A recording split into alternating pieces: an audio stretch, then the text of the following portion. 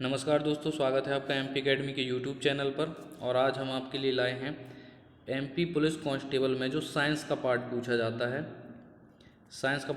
है। उस most important 1600 question लेकर आए हैं। ये वन लाइनर फॉर्म में होंगे और इससे बाहर क्वेश्चन पूछे जाने की संभावना ख़त्म हो जाती है। अगर आपने 1600 क्वेश्चन पढ़ लिए तो यकीन मानिए कि आप जो एग्ज़ाम में क्वेश्चन पूछे जाएंगे साइंस से रिलेटेड वो आप सभी से बन जाएंगे। ठीक है। रही बात साइंस जीके की, तो एमपी जीके की, तो इसके लिए ऑलरेडी वीडियो अपलोड कर चुका हूँ। उसका देखिए, ये पार्ट 1 है और ये पार्ट 2 है। वीडियोज़ में जाकर इस ऑप्शन में जाके आप इन दोनों को देख सकते हैं। इससे आपको अपनी तैयारी का अंदाज़ा हो जाएगा। इनमें मोस्ट ऑफ क्वेश्चन ऐसे थे जो आपसे बनते रहे होंगे, फिर भी रिवीजन के तौर पर एक बार आपको देख लेना चाहिए। ठीक है।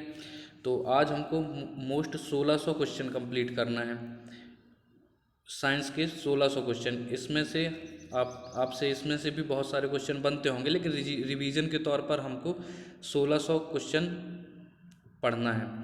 ठीक है। एग्ज़ाम देने से पहले इन 1600 क्वेश्चन को एक बार ज़रूर देखना है आप सभी को। तो उसके लिए चेक करना है और क्वेश्चन कहाँ से बन रहे हैं ये पता करना है। तो उसके लिए सबसे अच्छा ऑप्शन होता है प्रीवियस पेपर लगाना। ठीक है। तो आपको प्रीवियस पेपर लगाने के लिए प्लेलिस्ट में लिंक, डिस्क्रिप्शन में लिंक मिल जाएगी, और या फिर प्लेलिस्ट में जाके देख लीजिएगा। MP police constable all previous year paper 2017 इस नाम से है, और इस पे सॉल्व प्रीवियस पेपर को सॉल्व का सॉल्यूशन गिवन है। तो इसमें आप देख सकते हैं, तो आपको ये अंदाज़ा हो जाएगा कि कौन कौन से चैप्टर से क्वेश्चन पूछे जाते हैं। तो अब चूँकि इस जो आज का हमारा वीडियो वो साइंस पर है और 1600 हमने एमसीक्यू इसमें रखे हुए हैं, तो ये काफ़ी लंबा वीडियो बनेगा, इसलिए बिना देरी के स्टार्ट करते हैं। ठीक है दोस्तों, चलिए स्टार्ट करते हैं।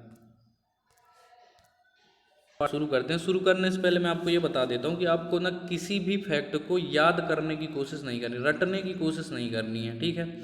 आप इन फैक्टों को 2 से 3 बार देखेंगे, आपको एग्ज़ाम में 100% गारंटी के साथ मैं बोल रहा हूँ, आपको जब भी एग्ज़ाम में ये क्वेश्चन मिलेगा तो आपके अंदर आंसर क्लिक करेगा और आपको लगा देना है। तो आपको सिर्फ 2 से 3 बार इसको अपनी नज़रों के सामने से गुजारना है और कानों से सुनना है 2 से 3 बार। इसके बाद आपसे एग्ज़ाम में बन जाएगा। 100% है कि टिक लगाने तक तो याद हो जाएगा कि इसका आंसर क्या होगा। क्वेश्चन देखते ही आपको आंसर क्लिक करेगा माइंड में। ठीक है। तो बहुत ज़्यादा रटने का काम नहीं करना है, बस 2 से 3 बार इसको बार बार सुनना है, इससे आपका काम हो जाएगा। क्योंकि इतना टाइम तो है नहीं कि आप किसी भी फैक्ट को 2 से 3 बार अगर उसको रटोगे तो बहुत सारा टाइम वेस्ट हो जाएगा ना, और ज़रूरी भी नहीं कि यही फैक्ट आ जाए। तो ये 1600 फैक्ट मैं आपके सामने रख रहा हूँ, इनमें से आपको क्या करना है कि इसको 2 से 3 बार सुनना है। इसके बाद यकीन मानिए आपको इतना तो याद हो जाएगा कि आप ऑप्शन देख के टिक कर पाओ। चलिए शुरू करते हैं। हमारा पहला क्वेश्चन क्या है कि डीएनए में 4 प्रकार के न्यूक्लियोटाइड्स पाए जाते हैं। 4 प्रकार के न्यूक्लियोटाइड्स पाए जाते हैं, जिसका नाम है एडिनिन, थायमिन, गुआनिन व साइटोसिन। 4 प्रकार के न्यूक्लियोटाइड्स पाए जाते हैं। सबसे पहला है एडिनिन, थायमिन, गुआनिन और साइटोसिन। ठीक है, याद रखिएगा। नेक्स्ट क्वेश्चन है कि प्रोजेस्टेरॉन हार्मोन का स्रावन किसके द्वारा होता है? तो ये है कार्पस लुटियम द्वारा। कार्पस लुटियम द्वारा प्रोजेस्टेरॉन हार्मोन का स्रावन होता है। नेक्स्ट क्वेश्चन है वॉशिंग मशीन की कार्यप्रणाली किस सिद्धांत पर आधारित होती है? तो ये होती है अपकेंद्रण के सिद्धांत पर। दो सिद्धांत आपने पढ़े होंगे, एक होता है अभिकेंद्रण का सिद्धांत और एक होता है अपकेंद्रण का सिद्धांत। तो अपकेंद्रण के सिद्धांत पर क्या क्या काम करता है? तो एक ये हो गया जिसमें जो वॉशिंग मशीन की कार्यप्रणाली अपकेंद्रण पर काम करती है। एक आपने देखा होगा दूध से क्रीम निकालना, ये किस पे काम करती है? तो ये भी अपकेंद्रण के सिद्धांत पर काम करती है। और ये है इसका जो जस्ट विपरीत होता है वो होता है अभिकेंद्रण का सिद्धांत। ठीक है। तो याद रखिएगा कि जो वॉशिंग मशीन, ये पूछा गया क्वेश्चन है, वॉशिंग मशीन की कार्यप्रणाली अपकेंद्रण सिद्धांत पर कार्य करती है। नेक्स्ट क्वेश्चन क्या है कि पॉजिट्रॉन की खोज की गई थी। पॉजिट्रॉन किसकी खोज किसने की? तो वो थे कार्ल डेविड एंडरसन द्वारा। एंडरसन याद रखना, डेविड एंडरसन द्वारा की गई थी पॉजिट्रॉन की खोज। नेक्स्ट क्या है कि मोमबत्ती का जलना किस प्रकार का परिवर्तन है, तो रासायनिक परिवर्तन है। ठीक है, व्यावहारिक रूप में आप इसको ऐसे समझिए, दो प्रकार के परिवर्तन होते हैं ना, भौतिक परिवर्तन और एक होता है रासायनिक परिवर्तन। तो व्यावहारिक रूप में इसको आप ऐसे समझिए कि ऐसा परिवर्तन, ठीक है, परिभाषा नहीं रटा रहा हूँ, वो तो सबको मालूम है कि जिसके भौतिक गुण सेम रहे, रासायनिक गुण परिवर्तित हो जाएं तो वो भौतिक है परिवर्तन होता है। लेकिन ठीक है, ये वाली रटा नहीं रहा हूँ, हमको रटाना है, हमको समझना है। तो भौतिक परिवर्तन को आप ऐसे समझिए कि जिसका रूप परिवर्तित हो। जैसे पहले देखो पानी है, ठीक है, पानी को हमने गर्म किया, ये क्या बन जाएगा, वाष्प। तो आप ये देखो, क्या फिर से मैं वाष्प को ठंडा करके पानी में चेंज कर सकता हूँ? मतलब पानी से मैंने वाष्प बनाया था, तो क्या वाष्प से पानी बन सकता है? ये वाष्प में चेंज हो गया, और फिर वाष्प से अपन क्या कर सकते हैं, इसको पानी में चेंज कर सकते हैं, है ना। तो इस तरह का जो होता है ये होता है भौतिक परिवर्तन। रासायनिक परिवर्तन में क्या होता है कि जैसे इसमें मोमबत्ती का एग्जाम्पल है, ठीक है, अगर मोमबत्ती को जला दिया जाए तो मोमबत्ती से क्या बनती है, मोम, और फिर मोम से जलाने के बाद दोबारा मोमबत्ती नहीं बनाई जा सकती, मोमबत्ती दोबारा से नहीं बन सकती है। तो ये होता है रासायनिक परिवर्तन। मतलब दो प्रकार से याद रखना है, एक होती है उत्क्रमणीय क्रिया और एक होती है अनुत्क्रमणीय क्रिया। तो जो उत्क्रमणीय क्रिया है वो होती है किसके लिए, भौतिक परिवर्तन के लिए, और जो अनुत्क्रमणीय होती है वो होती है रासायनिक परिवर्तन के लिए। ठीक है, नेक्स्ट क्वेश्चन है, विद्युत परिपथ में विद्युत धारा को मापने के लिए जिस यंत्र का प्रयोग होता है वो है गैल्वेनोमीटर। ठीक है, तो विद्युत धारा को मापना है, अगर विद्युत परिपथ में अगर विद्युत परिपथ में धारा को मापना है तो दो दो दो यंत्रों का उपयोग किया जाता है। एक होता है एमीटर, अमीटर का नाम सुना होगा, दूसरा होता है गैल्वेनोमीटर। ठीक है, तो दोनों का याद रखना है, ऑप्शन में दोनों एक साथ नहीं मिलेंगे, या तो गैल्वेनोमीटर होगा या फिर अमीटर होगा। तो याद रखेंगे, विद्युत परिपथ में विद्युत धारा को मापने के लिए दो यंत्र होते हैं, एक होता है एमीटर और एक होता है गैल्वेनोमीटर। ठीक है, नेक्स्ट क्वेश्चन है हमारा, सीमेंट एक बहुत उपयोगी पदार्थ है, इसमें इमारतें, पुल, सुरंग आदि बनाने में इसका उपयोग होता है। तो यह क्या होता है, ये होता है कैल्शियम एल्यूमिनेट और कैल्शियम सिलिकेट का मिश्रण। कैल्शियम सिलिकेट का मिश्रण होता है, कौन, कैल्शियम एल्यूमिनेट। अभी एक क्वेश्चन पूछा गया था कि कांच सीमेंट, कांच और क्वार्टज, इस सब का इन सब में कॉमन रूप से क्या होता है। ठीक है, तो कॉमन रूप से तो सीमेंट हो चाहे कांच हो या क्वार्टज हो, इन सब में कॉमन रूप से जो रहता है वो होता है सिलिकॉन। ठीक है, देखिए सीमेंट में भी सिलिकेट है, कांच में भी सिलिकेट है, क्वार्टज में भी सिलिकेट है, तो इन सब में कॉमन क्या हो गया, सिलिकॉन हो गया। ये जो हमारा क्वेश्चन था कि सीमेंट एक बहुत उपयोगी पदार्थ है, इमारतें, पुल, सुरंग आदि बनाने में इसका उपयोग होता है। तो यह क्या होता है, ये होता है कैल्शियम एल्यूमिनेट और कैल्शियम सिलिकेट का मिश्रण। नेक्स्ट क्वेश्चन है, क्लोरोफॉर्म की खोज 1831 में लीविग ने की थी। लीविग ने की थी, इसका उपयोग शल्य चिकित्सा में बहुत अधिक होता है।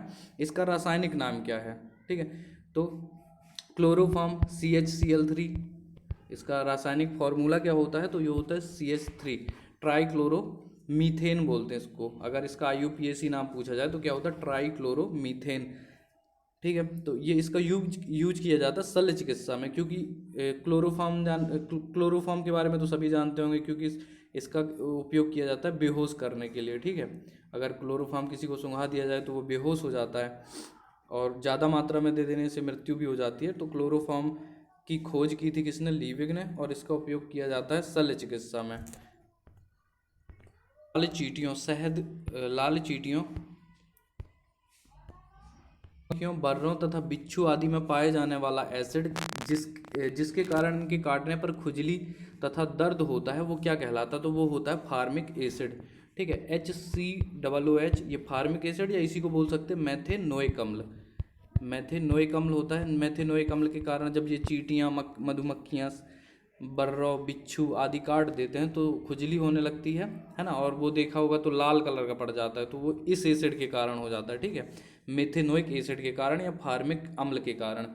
फिर मतदान के समय मतदाताओं की उंगली पर एक विशेष प्रकार की स्याही का उपयोग किया जाता है जिसका निशान काफ़ी समय तक बना रहता है। इस स्याही में किस रसायन का प्रयोग किया जाता है, तो सिल्वर नाइट्रेट। ठीक है, ये तो क्वेश्चन कई प्रकार से पूछा जाता है कि जो अपन थंब इम्प्रेशन देते हैं तो उस स्याही में किसका यूज किया जाता है, तो स्याही आ जाए तो सिल्वर नाइट्रेट का, सिल्वर नाइट्रेट AgNO3, ठीक है। इसका सूत्र क्या होता है, AgNO3 सिल्वर नाइट्रेट। इसका उपयोग किया जाता है स्याही में। किसी तेल की क्षमता के लिए किस मात्रक का व्यवहार होता है, तो वो होता है एम्पियर घंटा का, एम्पियर आवर का उपयोग होता है तेल की क्षमता के लिए। फिर लार में कौन सा एंजाइम पाया जाता है, तो वो होता है टाइलिन, ठीक है। ये सबको मालूम होगा, लार में जो एंजाइम पाया जाता है वो होता है टाइलिन। फिर शरीर की सबसे छोटी अस्थि कौन सी है, तो वो है स्टेप्स। शरीर की सबसे छोटी अस्थि कौन सी है, स्टेप्स। ये कहाँ स्थित होती है, तो ये होती है कान में। कान में सबसे छोटी हड्डी होती है कान में, जो इसका नाम क्या है, स्टेप्स। अगर सबसे बड़ी पूछी जाए तो वो होती है फीमर, जो कि जांग की हड्डी है, ठीक है। नेक्स्ट क्वेश्चन है, सबसे बड़ी फीमर है, ठीक है, जांग की हड्डी सबसे बड़ी होती है, और ये सबसे छोटी है स्टेप्स कान में। नेक्स्ट क्वेश्चन है, जीवन रक्षक हार्मोन किस ग्रंथि से स्त्रावित होता है, तो वो होता है एड्रिनल ग्रंथि से। मोस्ट क्वेश्चन है, 100+ बार आ चुका है, ठीक है। तो ये क्या है, जीवन रक्षक हार्मोन किस ग्रंथि से स्त्रावित होते हैं, तो वो हैं एड्रिनल से। फिर नेक्स्ट क्वेश्चन क्या है, ऑस्टोमेलेशिया नामक रोग किस विटामिन की कमी के कारण होता है, तो ऑस्टोमेलेशिया नामक रोग होता है विटामिन डी की कमी से। विटामिन डी की कमी से होने वाले रोग बार बार पूछे जाते हैं, ठीक है। एक क्या है, रिकेट्स है। रिकेट्स भी जो किसके कारण होता है, तो ये होता है विटामिन डी के कारण, विटामिन डी की कमी से होता है रिकेट्स। और ऑस्टेमेलेशिया नामक रोग विटामिन डी के कारण। बेरी का नाम सुना होगा, विटामिन बी से होता है। रतौंधी विटामिन ए की कमी से होता है, ठीक है। नेक्स्ट क्वेश्चन है, मानव रक्त में श्वेत कणिकाओं का आकार कितना होता है, तो मानव रक्त में श्वेत कणिकाओं का आकार होता है 0.7 मिलीमीटर, 0.7 mm होता है मानव रक्त में श्वेत कणिकाओं का प्रकार, ठीक है। फिर है, लाल रक्त कणिकाओं के निर्माण के लिए उपस्थिति आवश्यक है, तो वो है फार्मिक एसिड की, फॉलिक एसिड है ना, ये फार्मिक नहीं है, फॉलिक एसिड है। तो लाल रक्त कणिकाओं के निर्माण के लिए फॉलिक अम्ल की उपस्थिति आवश्यक है। नेक्स्ट क्वेश्चन है, कांच, ये वही क्वेश्चन है जिसकी मैं बात कर रहा था, कांच, सीमेंट और क्वार्टज का उभयनिष्ठ तत्व क्या है, तो वो है सिलिकॉन। क्योंकि तीनों में क्या है, देखो कांच में क्या है, सिलिकेट है, इसमें भी सिलिकेट है, क्या बोलते हैं, सीमेंट में भी सिलिकेट है, क्वार्टज में भी सिलिकेट है। नेक्स्ट क्या है, सुअर के कच्चे मांस द्वारा मानव में फैलने वाली एक बीमारी है, तो सुअर के कच्चे मांस द्वारा मानव में फैलने वाली बीमारी कौन सी है, ये है ट्राइकिनोसिस है। जो सुअर के कच्चे मांस के द्वारा मानव में फैलती है वो है ट्राइकिनोसिस। साधारणतः किसी अकार्बनिक अम्ल के साथ जब किसी धातु की प्रतिक्रिया होती है तो कौन सी गैस निकलती है, वो है हाइड्रोजन गैस, ठीक है। अकार्बनिक अम्ल का मतलब होता है ऐसा अम्ल जिसमें कार्बन ना हो, जैसे कि हाइड्रोक्लोरिक अम्ल है, HCl है, सल्फ्यूरिक अम्ल है, H2SO4, ठीक है, या नाइट्रिक एसिड है, HNO3। इस तरह के अम्लों से जब धातु की क्रिया होती है तो हाइड्रोजन गैस निकलती है। लेकिन अगर एसिटिक एसिड की बात की जाए, फार्मिक एसिड की बात की जाए, इनके साथ क्रिया करेंगे तो हाइड्रोजन नहीं निकलेगी, अकार्बनिक एसिड चाहिए। अकार्बनिक एसिड की क्रिया धातु के साथ कराएंगे तो कौन सी गैस निकलेगी, हाइड्रोजन गैस, H2। नेक्स्ट है, DNA की डबल हेलिक्स मॉडल, DNA की जो इस तरह से डबल हेलिक्स होती है, ये इस तरह से होती है ना डबल हेलिक्स जो मॉडल है, ये किसकी देन है, तो ये है वॉटसन और क्रिक की, वॉटसन और क्रिक की है। ये फैक्ट भी आपको पता होगा। धनुष टंकार नामक बीमारी से बचाव के लिए कौन सा इंजेक्शन लगाया जाता है, तो वो है ATS, एंटीटॉक्सिन सीरम लगाया जाता है धनुष टंकार नामक बीमारी से बचाव के लिए। नेक्स्ट, नाभिकीय विकिरण से शरीर का कौन सा अंग सबसे पहले प्रभावित होता है, तो वो है अस्थि मज्जा यानी कि बोन मैरो। नाभिकीय विकिरण से क्या होता है, शरीर का कौन सा अंग सबसे पहले प्रभावित होता है, तो ये होता है बोन मैरो, जहाँ पर RBC का निर्माण होता है, ठीक है। तो अस्थि मज्जा है, नाभिकीय विकिरण से शरीर का अंग प्रभावित होने वाला अंग है अस्थि मज्जा यानी कि बोन मैरो। बिजली की घंटी में विद्युत धारा के किस प्रभाव का उपयोग होता है, तो चुंबकीय प्रभाव का होता है, इसलिए वो बार बार टकराती, टन टन की आवाज़ आती है, चुंबकीय प्रभाव होता है उसमें।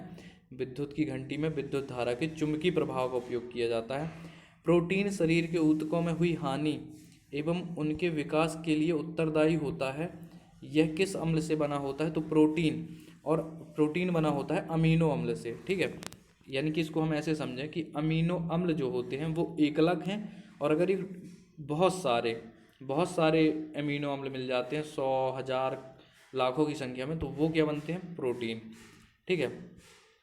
और ऊतक भी जो है, हमारे शरीर के जो ऊतक है वो किससे बनते हैं, प्रोटीन से मिलकर बने होते हैं। ठीक है। तो एक एमिनो अम्ल को हम क्या समझ सकते हैं, इसको समझ मोनोमर समझ सकते हैं, और प्रोटीन इन्हीं का पॉलीमर है। बहुत सारे अमीनो अम्ल मिलते हैं तो उससे क्या बनता है, प्रोटीन बनता है। नेक्स्ट है आर्गन, नियान, क्रिप्टान, जेनान, रेडान किस प्रकार की गैसें हैं, तो ये इनर्ट गैसें हैं, यानी कि निष्क्रिय गैसें हैं। ठीक है। यानी ये 18वें समूह या कि जीरो ग्रुप जिसको कहते हैं, ठीक है, जीरो ग्रुप बोलते हैं या फिर 18वां समूह बोलते हैं उसको। उसमें कौन कौन सी है, हीलियम है, नियान है, आर्गन, क्रिप्टान, जेनान, रेडान, ये सब कैसी गैसें हैं, तो निष्क्रिय गैसें हैं, इनर्ट गैसें हैं। ठीक है।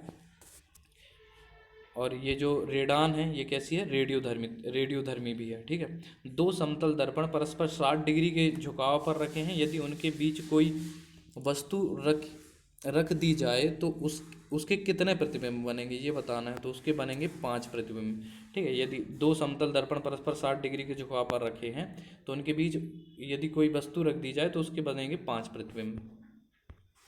जल का उत्पादन कहाँ कहाँ होता है, तो ये होता है नांगल, बड़ौदा, हजीरा, कोटा, मानूगुरु, तलचर, थाल, तुतिकोरिन। तो ये तो जीएस का सवाल है, हम साइंस पढ़ रहे हैं, तो साइंस में इंपॉर्टेंट ये है कि भारी जल का सूत्र क्या होता है, तो वो होता है D2O। डी क्या है यहाँ पे, ड्यूटीरियम है ना, ड्यूटीरियम है। D2O भारी जल का सूत्र होता है। और ये न्यूट्रॉन मंदक के रूप में इसका उपयोग किया जाता है। दो फैक्ट जो कि भारी जल से पूछे जाते हैं, तो ये न्यूट्रॉन मंदक है, न्यूट्रॉन मंदक के रूप में यूज किया जाता है, और इसका भारी जल का सूत्र होता है D2O। नेक्स्ट क्वेश्चन है साधारण ध्वनि का वेग 332 मीटर सेकेंड होता है, परंतु यदि ध्वनि का वेग इससे अधिक हो तो वह क्या कहलाती है, वो होती है पराध्वनिक तरंग।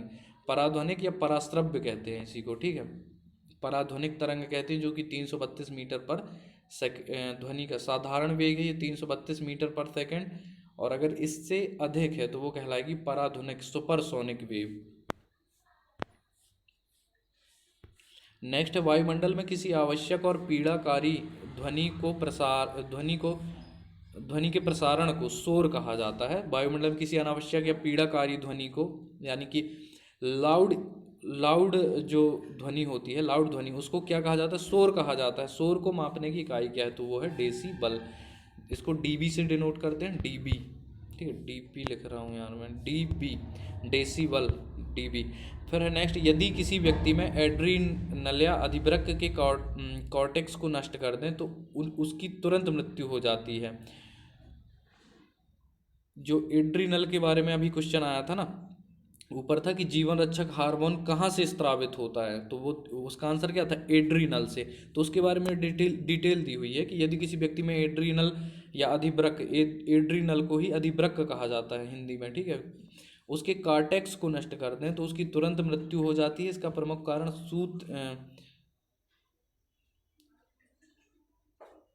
सोडियम का अत्यधिक उत्सर्जन होता है, इसलिए एड्रीनल ग्रंथियों के हार्मोन्स को क्या कहा जाता है, तो जीवन रक्षक हार्मोन। ठीक है। अगर पूछा जाए जीवन रक्षक हार्मोन कहाँ से स्त्रावित होते, तो एड्रीनल या अधिवृक्क से। और क्यों कहा जाता है, तो इसका रीज़न आपने देख लिया है, क्योंकि सोडियम का अत्यधिक उत्सर्जन होने लगता है इसके नष्ट होने से। ठीक है। नेक्स्ट है अमेरिका अंतरिक्ष एजेंसी नासा ने सर्वाधिक तेज गति से गणना करने वाला सुपर कंप्यूटर विकसित किया। यह सुपर कंप्यूटर 43 टेराफ्लोप्स गणनाएं करने में सक्षम है। इसका नाम क्या है, तो इसका नाम है कोलंबिया। ठीक है। इसको याद कैसे रखेंगे, अमेरिका की खोज किसने की थी, कोलंबस ने, है ना, कोलंबस ने की थी, तो इससे अपन को याद रखना है कोलंबिया। आंसर क्या है कि जो नासा है, अमेरिकी अंतरिक्ष agency, NASA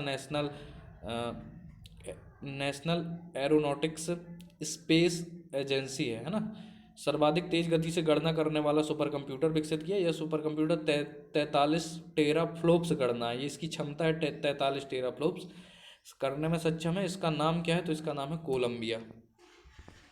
drum leader Rakesh Sharma को अंतरिक्ष में भेजकर भारत विश्व में किस क्रमांक का ऐसा देश बना है जिसने अंतरिक्ष यात्री अंतरिक्ष में भेजे हैं, तो वो है 14वां। तो भारत का स्थान है 14वां, और पहले नंबर पे कौन है, तो वो है रशिया। ठीक है। रशिया ने सबसे पहले किसी मनुष्य को भेजा था, तो स्क्वाड्रन लीडर राकेश शर्मा को अंतरिक्ष में भेजकर भारत विश्व का 14वां देश है जिसने अंतरिक्ष यात्री अंतरिक्ष में भेजे हैं। नेक्स्ट क्वेश्चन क्या है कि अंटार्कटिका में भारत ने अपना प्रथम वैज्ञानिक केंद्र दक्षिणी गंगोत्री किस वर्ष स्थापित किया था? तो इसका आंसर है 1984 में। तो देखिए ये पृथ्वी है ना, एक होता है नॉर्थ पोल, एक होता है साउथ पोल। साउथ पोल में क्या है? अंटार्कटिका है। यहाँ पर भारत ने अपना वैज्ञानिक केंद्र, प्रथम वैज्ञानिक केंद्र दक्षिण गंगोत्री स्थापित किया हुआ है। कब किया है? तो 1984 में, 1984 में। इंपॉर्टेंट है, याद रखना है, ठीक है। फिर एक ये सिंपल सा क्वेश्चन है कि किन जीवाणुओं को साइनोबैक्टीरिया के नाम से जाना जाता है? सबको पता होगा साइनोबैक्टीरिया के नाम से जाना जाता है नीले हरे शैवाल। नीले हरे शैवाल को साइनोबैक्टीरिया के नाम से जाना जाता है। फिर हमारा नेक्स्ट क्वेश्चन है, कंप्यूटर में पासवर्ड सुरक्षा करता है तो तंत्र के अनधिकृत अभिगमन से, ठीक है। कोई भी अनधिकृत तरीके से इंटर ना कर पाए, इसके लिए कंप्यूटर में पासवर्ड डाला जाता है, ठीक है। जिसको पासवर्ड पता नहीं होगा तो उसमें अभिगमन नहीं कर सकता, इसलिए पासवर्ड का काम क्या है? तंत्र के अनधिकृत अभिगमन से सुरक्षा करता है, ठीक है। कंप्यूटर में आईसी का अर्थ क्या होता है? तो ये होता है इंटीग्रेटेड सर्किट। इंटीग्रेटेड सर्किट अर्थ होता है किसका? आईसी का।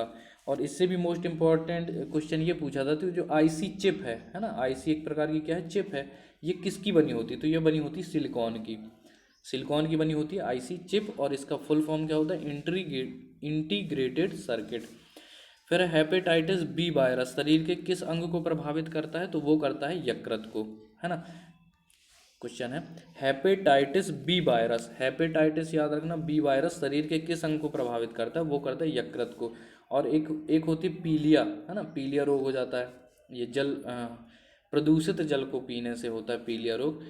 इससे भी कौन सा अंग प्रभावित होता है? तो वो होता है यकृत यानी कि लीवर, ठीक है। तो यकृत यानी कि लीवर को प्रभावित करने के लिए एक हो गया पीलिया, दूसरा हो गया हेपेटाइटिस बी वायरस, है ना। और बीमारी कौन सी है? तो हेपेटाइटिस है। वायरस का नाम है हेपेटाइटिस बी वायरस, बीमारी हेपेटाइटिस, और ये है पोलिया, पोलिया नहीं पीलिया। नेक्स्ट है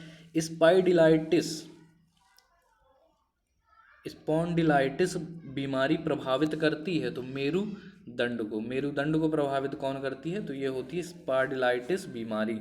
नेक्स्ट क्वेश्चन है नाइट्रस ऑक्साइड N2O, तो रंगहीन है, मीठी गंध वाली गैस है, इसका स्वाद मीठा होता है, इसे सूंघने पर उत्तेजना होती है और हंसी आने लगती है, तो इसलिए यह क्या कहलाती है? हास्य गैस। 1000 टाइम पूछा जा चुका है कि हंसाने वाली गैस का रासायनिक सूत्र क्या है? तो N2O है। इसको क्या कहते हैं? नाइट्रस ऑक्साइड कहते हैं, ठीक है। हंसाने वाली गैस क्या हो जाएगी? Nitrous oxide N2O। फिर सुरक्षा की दृष्टि से खाना पकाने वाले एलपीजी गैस सिलेंडर में क्या भरकर उसे गंधयुक्त बनाया जाता है? तो वो होता है थायो एल्कोहल या मार्कअप 10, है ना। मार्कअप 10 नहीं लिखा है इसमें, मार्कअप 10 होता है, मार्कअप 10। तो थायो एल्कोहल या मार्कअप 10। आपको तो पता होगा एलपीजी जो कि liquefied petroleum gas, LPG liquefied petroleum gas है, रंगहीन, गंधहीन और स्वादहीन होती है।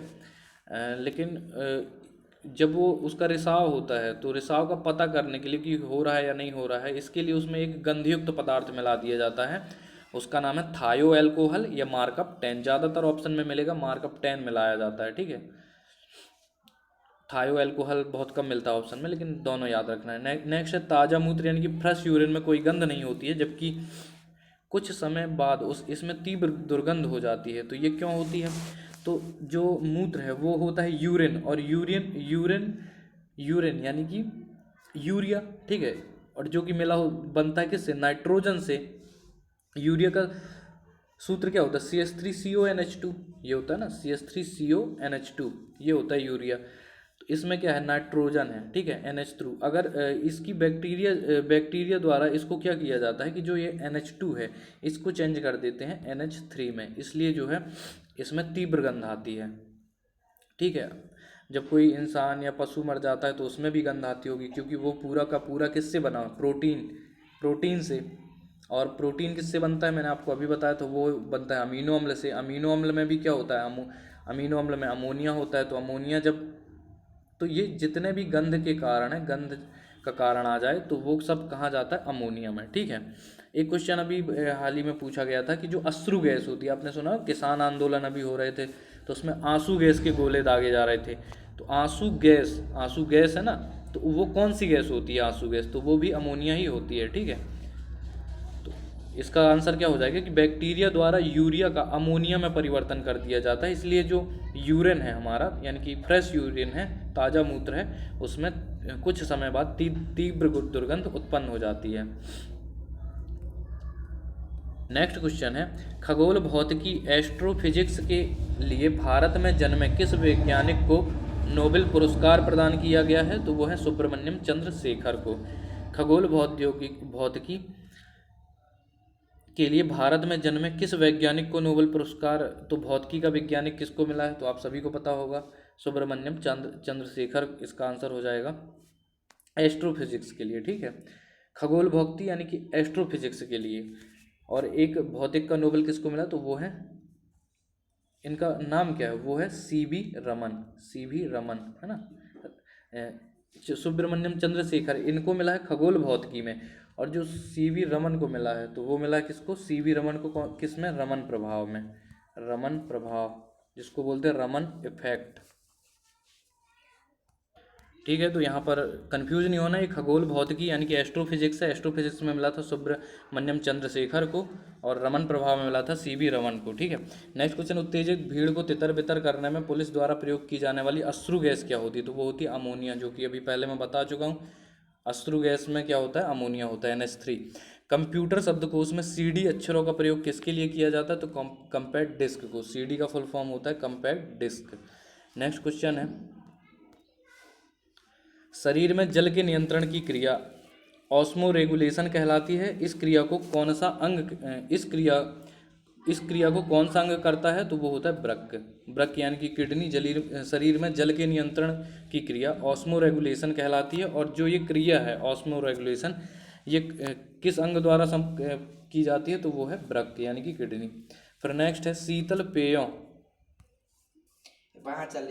नेक्स्ट क्वेश्चन क्या है कि शीतल पेयों, अचार एवं मुरब्बों के परिरक्षण के लिए किस रसायन का उपयोग किया जाता है, तो वो है सोडियम बेंजोएट का। सोडियम बेंजोएट का उपयोग किया जाता है किसके लिए, शीतल पेयों, आचार एवं मुरब्बों के परिरक्षण के लिए। मोस्ट इंपॉर्टेंट क्वेश्चन है, पूछा जाता है सोडियम बेंजोएट। फिर है चट्टानों की आयु ज्ञात करने के लिए रेडियो सक्रिय धातु मापन में किस समस्थानिक का उपयोग किया जाता है, तो वो किया जाता है यूरेनियम का, ठीक है। यूरेनियम का उपयोग किया जाता है चट्टानों की आयु ज्ञात करने के लिए।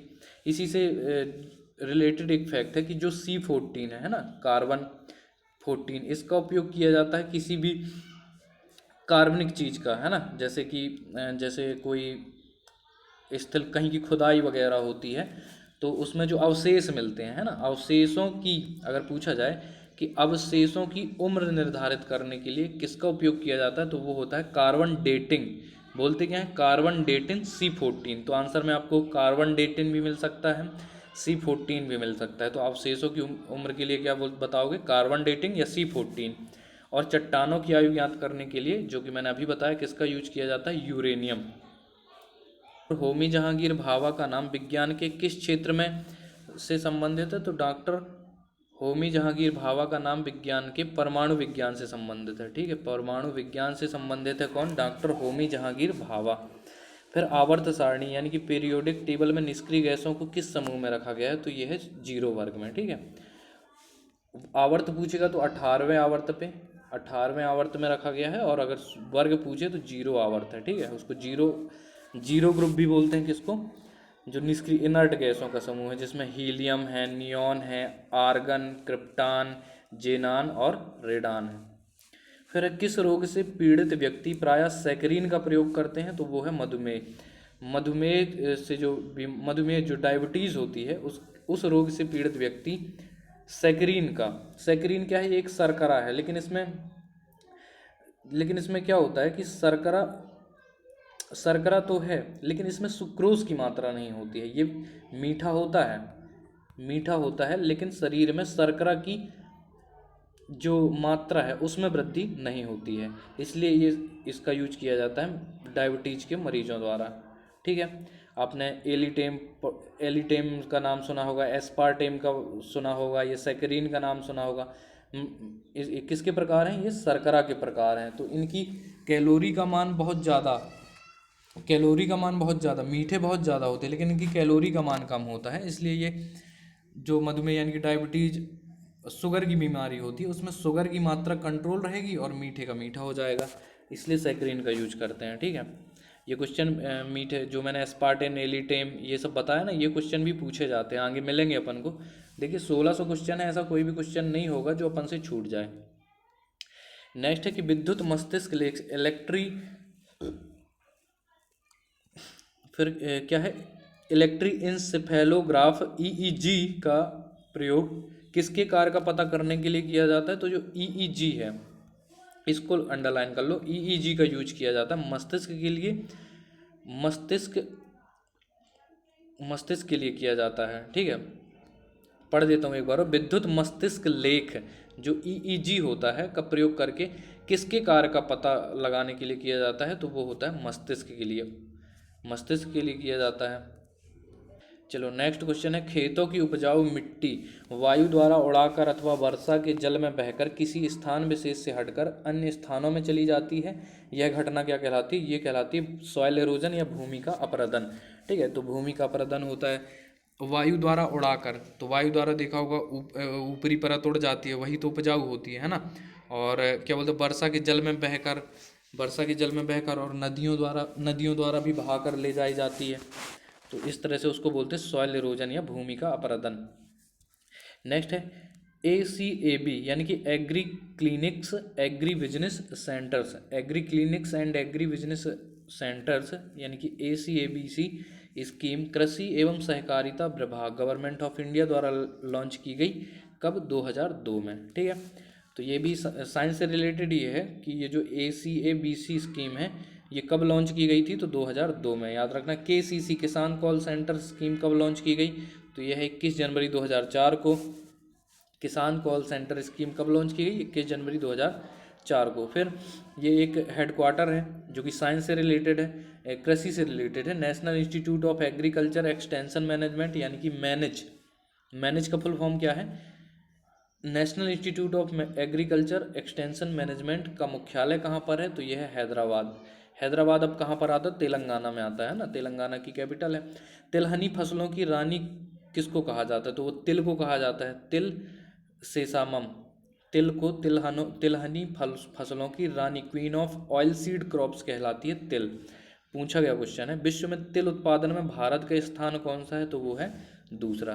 ठीक है, तो यहाँ मैं बता देता हूँ चाइना और भारत के बीच में एक कोड याद रख लो आप, कच्चा गेट। ठीक है, कच्चा गेट याद रखना, इससे सब हो जाएगा अपना। का से क्या होता है? कपास। ठीक है, चा से क्या होती है? चाय। फिर एक चा से क्या है? एक से हो गया चाय, एक से हो गया चावल, फिर एक से हो गया गेहूँ, फिर अगले से क्या हो जाए? टा से कर लो किसको? तिल को, टा से तिल हो जाएगा और टा से हो जाती है टोबेको, है ना, या कि तंबाकू सीधे सीधे। ये तो ये ऐसे खाद्यान्न हैं, ऐसे खाद्यान्न हैं जिनमें चाइना, चाइना रहेगा किसमें? फर्स्ट में। चाइना किस में रहेगा? फर्स्ट में। और भारत यानी कि इंडिया रहेगा सेकंड में। ठीक है, यानी कि अगर मैं पूछूं कि कपास के उत्पादन में विश्व में सबसे एक नंबर पर कौन है? चाइना। 2 नंबर पर कौन है? भारत। ये यहाँ पे मैं C लिख देता हूँ, तो ये चाइना समझ जाना, इसको मैं लिख देता हूँ B यानी कि भारत। ठीक है, तो कपास में 1 नंबर पर कौन? चाइना। सेकंड कौन? भारत। चाय में नंबर 1 कौन? चाइना। सेकंड कौन? भारत। चावल में कौन फर्स्ट? कौन? चाइना। सेकंड कौन? भारत। गेहूं में फर्स्ट कौन? चाइना। सेकंड भारत। तिल में फर्स्ट कौन? चाइना। सेकंड भारत। और तंबाकू, तंबाकू में फर्स्ट कौन? उत्पादन में चाइना, और सेकंड कौन? भारत। तो इतना याद रखना, कपास, चाय, चावल, गेहूं, तिल, तंबाकू। कच्चा गेट से सब आ जाएगा ना, का से कपास, चा से चाय, चा से चावल, गे से गेहूं, टा से टोबैको और तिल दोनों हैं। ठीक है, याद रखना इसको। ठीक है, तो इसमें हम कहाँ तक पहुँच गए थे? हम पहुँच गए थे 58 नंबर तक। विश्व में तिल उत्पादन में भारत का स्थान हो जाएगा दूसरा, पहला कौन है? चाइना। फिर तिल की फसल को फाइलॉडी रोग नियंत्रण हेतु IT के स्वदेशी पैतृक तकनीकी ज्ञान है। तो तिल की फसल को फाइलॉडी रोग नियंत्रण हेतु IT के स्वदेशी पैतृक तकनीकी ज्ञान क्या है? तो तिल की बुवाई 15 जुलाई के बाद की जाए। जो आईटी ने बताया हमारा, हमको क्या बताया? स्वदेशी पैतृक तकनीकी ज्ञान ये है कि तिल की जो बुवाई है वो 15 जुलाई के बाद की जानी चाहिए। नेक्स्ट क्वेश्चन, भारत में तिल की सर्वाधिक उत्पादकता वाला राज्य कौन है? तो वो है पश्चिम बंगाल। वेस्ट बंगाल में सबसे ज़्यादा तिल होता है। ठीक है, तो पश्चिम बंगाल दो चीज़ों में सबसे आगे हो जाएगा, एक तो हो जाएगा कौन सा? तिल, और दूसरा हो जाएगा चावल। भारत में सबसे ज़्यादा चावल का उत्पादन कहाँ पर होता है? तो पश्चिम बंगाल में। और दूसरे और तिल में भी फर्स्ट नंबर पर कौन है? पश्चिम बंगाल। नेक्स्ट क्या है? नेक्स्ट है कि NAIS national agriculture insurance scheme किस वर्ष शुरू की गई थी? तो ये की गई थी 1999 या 2000। ठीक है, 1999 2000 में से कोई एक ऑप्शन में मिलेगा। 2000 ज़्यादा सही है, और रबी के लिए। ठीक है, तो ये बीच में थोड़ा सा कृषि बीच में आ गई थी, है ना। कृषि वो भी इंपॉर्टेंट क्वेश्चन है, पूछे जाते हैं इसलिए। नेक्स्ट क्वेश्चन है 62, घड़ी में चाबी देने का उद्देश्य है कि उसमें ऊर्जा का भंडारण करने के लिए चाबी दी जाती है। चाबी भर दो तो उसमें एनर्जी एनर्जी क्या होगी? उसमें एनर्जी स्टोर हो जाती है, और स्टोर होने के बाद जब चाबी आप छोड़ते हो तो वो फिर तो इसमें ये पूछा कि वो जो एनर्जी है वो किस रूप में स्टोर होती है? तो सबको मालूम है, स्थितिज ऊर्जा के रूप में। जब चाबी छोड़ोगे तो वही स्थितिज ऊर्जा कन्वर्ट हो जाती है किसमें? गतिज ऊर्जा में, काइनेटिक एनर्जी में। तो वो बजने लगती है घंटी। ठीक है, चलने लगती है, घड़ी चलने लगती है। तो स्थितिज ऊर्जा किस में कन्वर्ट होती है? काइनेटिक एनर्जी में। और तो इसमें पूछा था कि जो भंडार स्टोर होती है वो कौन सी होती, किस रूप में होती है? तो वो होती है पोटेंशियल एनर्जी, यानी कि स्थितिज ऊर्जा के रूप में। बोरलॉग पुरस्कार किस वैज्ञानिक क्षेत्र में दिया जाता है? तो कृषि विज्ञान के क्षेत्र में। ठीक है, नॉर्मन बोरलॉग का नाम सभी ने सुना होगा, क्योंकि विश्व में हरित क्रांति के जनक हैं ये। ठीक है, विश्व में हरित क्रांति के जनक पूछा जाए तो क्या लगाएंगे? Norman Borlaug. और अगर भारत में हरित क्रांति के जनक पूछा जाए तो वो कौन है? MS स्वामीनाथन है। ठीक है, तो हमारे यहाँ हरित क्रांति के जनक कौन है? MS स्वामीनाथन है। और विश्व में कौन है? नॉर्मन बोरलॉग हैं। और अब थोड़ा सा श्वेत क्रांति का भी याद रखना है, वर्गीज कुरियन। बार बार पूछा जाता है श्वेत क्रांति के जनक कौन है श्वेत क्रांति के? तो वो हैं वर्गीज कुरियन। नेक्स्ट क्वेश्चन है, कौन सी गैस का आवरण सूर्य से हानिकारक परावैंगनी विकिरण को अवशोषित कर लेता है? तो ओजोन है। रासायनिक सूत्र होता है O3। ठीक है, तो इससे रिलेटेड क्वेश्चन क्या क्या पूछे जाते हैं कि ओजोन को प्रभावित कौन करता है? तो वो CFC है, फ्लोरो कार्बन इसको प्रभावित करता है ना। और ये परावैंगनी हानिकारक किरणों से आंशिक रूप से हमको बचाता है। ठीक है, फिर आइरिस। नेक्स्ट क्वेश्चन है, आइरिस का क्या काम है? तो आइरिस का काम क्या है? आँख में जाने वाले प्रकाश की मात्रा को नियंत्रित करना। आँख में जाने वाले प्रकाश की मात्रा को नियंत्रित करना। आपने देखा होगा, आप बहुत ज़्यादा लाइट में जाओ, ठीक है, लाइट में, उसके बाद अगर लाइट से अंधेरे में आओगे, है ना, अंधेरे में आओगे तो आपको सामने का कुछ भी दिखाई नहीं देता। तो ये इसी के कारण होता है। आइरिस आइरिस क्या करता है? जब प्रकाश में रहता है तो ये होता है बहुत ज़्यादा फैला हुआ, लेकिन जैसे ही प्रकाश से अंधेरे में आएगा तो ये अचानक से क्या हो जाता है? सिकुड़ जाता है। ठीक है, सिकुड़ जाता है, और फिर इसको सिकुड़ के दोबारा से फैलने में क्या होता है? टाइम लगता है। तो ये जो सिकुड़ने से फैलने का जो टाइम है, इसी के बीच में हमको सामने का कुछ भी दिखाई नहीं देता। ठीक है, फिर जैसे ये खुल जाती है तो धीरे धीरे करके सब दिखने लगता है। तो ये वही है आइरिस। नेक्स्ट क्वेश्चन क्या है कि विद्युत परिपथ में विद्युत धारा की माप किस यंत्र से की जाती है? तो मैं आपको बता चुका हूँ कि धारा की माप करना है विद्युत परिपथ में तो क्या चाहिए? या तो अमीटर हो या फिर क्या हो? गैल्वेनोमीटर हो। ठीक है, ये दोनों क्वेश्चन बता चुका हूँ, गैल्वेनोमीटर। फिर है नेक्स्ट क्वेश्चन हमारा क्या है कि DNA डबल हेलिक्स मॉडल किसकी देन है? तो ये भी मैं बता चुका हूँ कि DNA का जो ये डबल हेलिक्स है ये वाटसन और क्रिक की देन है। इन दोनों को फिर नोबेल प्राइज़ भी मिला था इसके लिए। ठीक है, वाटसन और क्रिक को। मतदान के समय मतदाताओं की उंगली पर निशान लगाने वाली स्याही में किस रसायन का प्रयोग किया जाता है? ये भी बता चुका हूँ, सिल्वर नाइट्रेट का। रिपीटेड है सिल्वर नाइट्रेट का। फिर किन जीवाणुओं को साइनोबैक्टीरिया कहा जाता है? तो नीले हरे शैवाल को। Repeated question. लाल रक्त कणिकाओं के निर्माण के लिए किसकी उपस्थिति आवश्यक है? तो यह है फॉलिक एसिड की, फॉलिक अम्ल की। फिर क्या है? कांच, सीमेंट और कॉर्टज का अभिनिष्ट तत्व का है? सिलिकॉन है। और लास्ट क्वेश्चन है पॉजिट्रॉन, लास्ट मतलब इस पेज का लास्ट है, पॉजिट्रॉन किस का प्रतिकरण यानी कि एंटी पार्टिकल है? तो वो है इलेक्ट्रॉन का। एंटी पार्टिकल के बारे में आपने सुना ही होगा, है ना। ये इलेक्ट्रॉन का पॉजिट्रॉन। पॉजिट्रॉन जो है वो इलेक्ट्रॉन का एंटी पार्टिकल है। एंटी पार्टिकल क्या होते हैं कि जैसे ये कोई पार्टिकल है और ये कोई एंटी पार्टिकल है, ठीक है। ये कोई पार्टिकल, एक मैंने पार्टिकल बना दिया और एक ये एंटी पार्टिकल बना दिया। इसका मतलब ये होता है कि इन दोनों को अगर एक साथ लाओगे, इन दोनों को अगर एक साथ लाओगे तो एंटी पार्टिकल क्या करेगा, इस पार्टिकल को नष्ट कर देगा, ठीक है। तो पार्टिकल और उसका एंटी पार्टिकल, उसका मतलब ये होता है। यानी कि अगर किसी पदार्थ को नष्ट करना है तो उसका एंटी पार्टिकल ला के रख दो, वो अपने आप नष्ट हो जाएगा।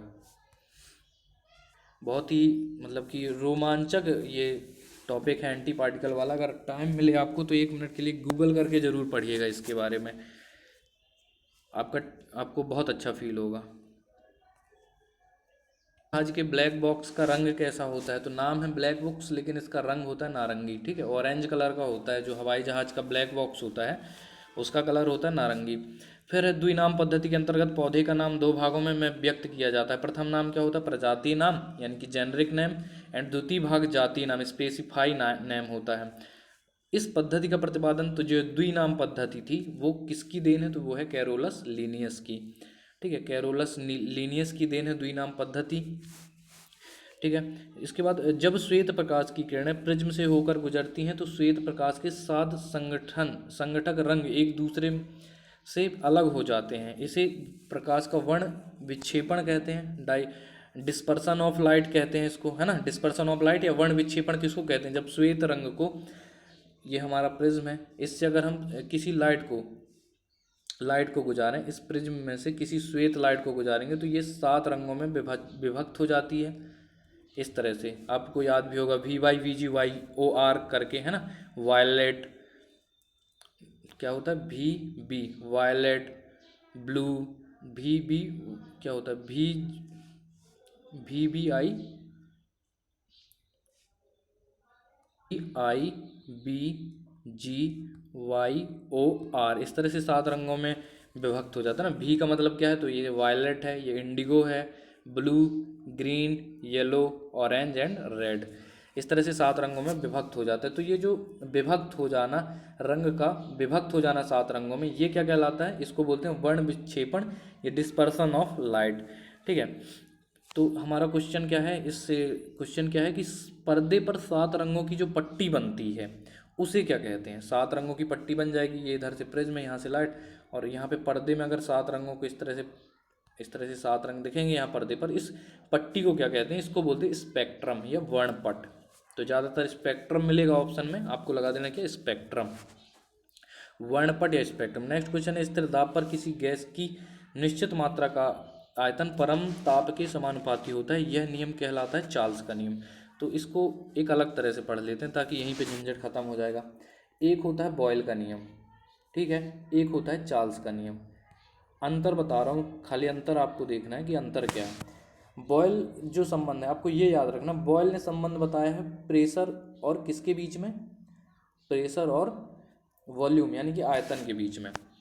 जो चार्ल्स हैं इन्होंने बताया है वॉल्यूम और टेम्परेचर के बीच में, ठीक है, ठीक है। इतना याद रहेगा कि जो बॉयल है उसने हमको बताया संबंध किसमें, प्रेशर और वॉल्यूम के बीच में। जो चार्ल्स हैं उनने हमको बताया संबंध किसके, वॉल्यूम और टेम्परेचर के बीच में। तो इसमें याद कर, देखो इसमें तीन क्वांटिटी है ना, PV T, टोटल कितनी है, 3 है, 3 क्वांटिटी है टोटल, PV एंड T। इस पर देखो क्या नहीं है, PV है, T नहीं है, तो कांस्टेंट ऑफ T यानी कि ताप को स्थिर रखने पर, ताप को स्थिर रखने पर, ताप को स्थिर रखने पर किसी भी गैस का दाब उसके आयतन का व्युत्क्रमानुपाती होता है, इन्होंने ये बोला है। P मतलब कि प्रेशर बढ़ाओगे तो वॉल्यूम कम हो जाएगा, वॉल्यूम बढ़ाओगे तो प्रेशर कम हो जाएगा, इनने ये बताया। कांस्टेंट ऑफ T, अगर ताप को स्थिर रखा जाए, ताप को चेंज नहीं करना, ताप स्थिर रखा जाए तो गैस का दाब गैस के आयतन के व्युत्क्रमानुपाती होता है, ये बताया किसने, बॉयल ने। अब आपको याद रखेगा, ठीक है। फिर चार्ल्स क्या करते हैं, इन्होंने V और T में संबंध बताया, तो यहाँ पर क्या नहीं है, P नहीं है, तो कांस्टेंट ऑफ P, तो ये कहते हैं कि अगर दाब को कांस्टेंट रखा जाए,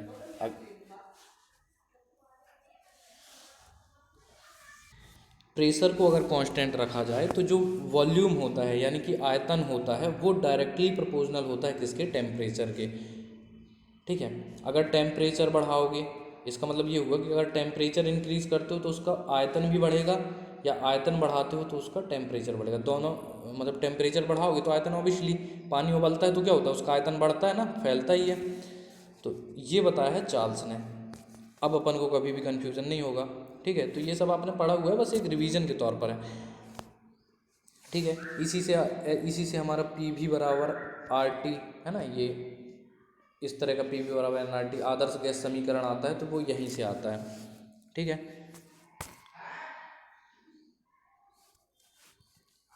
ताकि ब्लीचिंग पाउडर क्या होता है, रंग हल्के रंग का चूर्ण है जिसमें क्लोरीन की गंध आती है। तो इसका रासायनिक नाम क्या है? तो सबसे पहले तो रासायनिक फॉर्मूला CaOCl2। ठीक है, CaOCl2 ये याद करना है। जो बिरंजक चूर्ण होता है, बिरंजक चूर्ण से यही क्वेश्चन पूछा जाता है कि जो बिरंजक चूर्ण होता है वो किसका मिश्रण होता है, तो उसमें होता है कैल्शियम और क्लोराइड का, है ना, और मेन क्लोरीन रहता है उसमें। ठीक है, तो इसका इसका क्या पूछा है, इसमें रासायनिक नाम पूछा है ना। तो CaOCl2 क्या हो गया, रासायनिक फॉर्मूला, और इसका नाम क्या हो गया, कैल्शियम हाइपोक्लोराइड। कैल्शियम हाइपोक्लोराइड इसका क्या हो जाएगा, रासायनिक नाम। फिर नेक्स्ट क्वेश्चन हमारा क्या है कि रक्त कोष रक्त कोष यानी कि ब्लड बैंक में मनुष्य का रक्त किस रसायन के साथ मिलकर रखा जाता है? तो इसका आंसर क्या हो जाएगा, सोडियम नाइट्रेट व डेक्सट्रेट रसायन के साथ। इंपॉर्टेंट है, रक्त कोष में मनुष्य का रक्त किस रसायन के साथ मिलकर रखा जाता है? तो वो हो जाता है सोडियम नाइट्रेट व डेक्सट्रेट रसायन के साथ। सोडियम नाइट्रेट व डेक्सट्रेट रसायन के साथ। फिर है, महासागर में डूबी हुई वस्तुओं की स्थिति जानने के लिए किस यंत्र का प्रयोग किया जाता है? तो वो होता है सोनार। ठीक है, महासागर में डूबी हुई वस्तुओं की स्थिति जानने के लिए या फिर महासागरों की गहराई जानने के लिए, दोनों क्वेश्चन आते हैं। या तो महासागर की गहराई पूछे, ठीक है, तो एक होता है गहराई, और दूसरा डूबे हुए जहाज, है ना, डूबी हुई वस्तुएं, जहाज टाइप के। तो डूबी हुई वस्तुएं, इन सब का पता लगाने के लिए किसका यूज किया जाता है? तो वो है सोनार। नेक्स्ट क्वेश्चन क्या, मेथाइल एमीन का सूत्र क्या है? तो वो है CH3NH2 में। स्पष्ट है, देखिए ये क्या होता है, NH2 क्या है, एमीन है, एमीन ग्रुप है।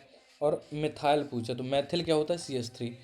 सिंपल सा, मिथाइल एमीन CH3NH2। अमोनिया का सूत्र क्या होता है, CH3CONH2, बता चुका हूँ, बहुत बार पूछा जाता है क्वेश्चन। कैल्शियम ऑक्साइड CaO की मात्रा कितनी होती है? तो जो पोर्टलैंड सीमेंट है उसमें 60 से 70% पूछा हुआ क्वेश्चन है, 60 से 70% CO कैल्शियम ऑक्साइड की मात्रा होती है। गैसों नेक्स्ट क्वेश्चन है, गैसों के आयतनों के पारस्परिक अनुपात संबंधी रासायनिक संयोग के नियम का क्या नाम है? तो वो है गैलूसाक का नियम। गैलूसाक का नियम है, गैसों के आयतनों के पारस्परिक अनुपात संबंधी रासायनिक संयोग के नियम का नाम है गैलूसाक का नियम। नेक्स्ट है, इलेक्ट्रॉन का प्रतिकरण क्या है? तो पॉजिट्रॉन। पीछे पढ़ चुके हैं अपन लोग। इलेक्ट्रॉन का एंटी पार्टिकल क्या है? तो वो है पॉजिट्रॉन। और चुंबकीय क्षेत्र का मात्रक क्या होता है? तो चुंबकीय क्षेत्र वेबर पर मीटर स्क्वायर, है ना, वेबर पर मीटर स्क्वायर होता है चुंबकीय क्षेत्र का मात्रक। इसके बाद है पाई मैसॉन की खोज 1935 में किसने की थी? तो उसने ये की थी युकावा ने। पाई मैसॉन की खोज की थी युकावा ने। ट्यूबलाइट से हरा प्रकाश प्राप्त करने के लिए प्रयुक्त होता है, तो वो होता है जिंक सिलिकेट। जिंक सिलिकेट का यूज किया जाता है ट्यूबलाइट में हरा प्रकाश प्राप्त करने के लिए। और लोहे का क्यूरी ताप कितना होता है? लोहे का क्यूरी ताप होता है 770 डिग्री सेल्सियस। 770 डिग्री सेल्सियस होता है लोहे का क्यूरी ताप। नेक्स्ट क्वेश्चन है कि विद्युत ऊर्जा का रासायनिक ऊर्जा के रूप में संग्रह करने वाला उपकरण क्या है? तो वो कौन सा है? एक्यूमुलेटर। एक्यूमुलेटर का उपयोग किया जाता है विद्युत ऊर्जा का रासायनिक ऊर्जा के रूप में संग्रह करने के लिए। ठीक है, और अगर पूछा जाता है कि यांत्रिक ऊर्जा को विद्युत ऊर्जा में बदलने के लिए किसका यूज किया जाता है? तो वो होता है डायनमो का, है ना, डायनमो। फिर है, आरएनए में थाइमीन के स्थान पर आ जाता है। तो आरएनए में ये जो क्षारक पाए जाते हैं ना, डीएनए दो होते हैं, एक होता है डीएनए और एक होता है आरएनए। इसमें क्षारक होते हैं कितने, चार चार।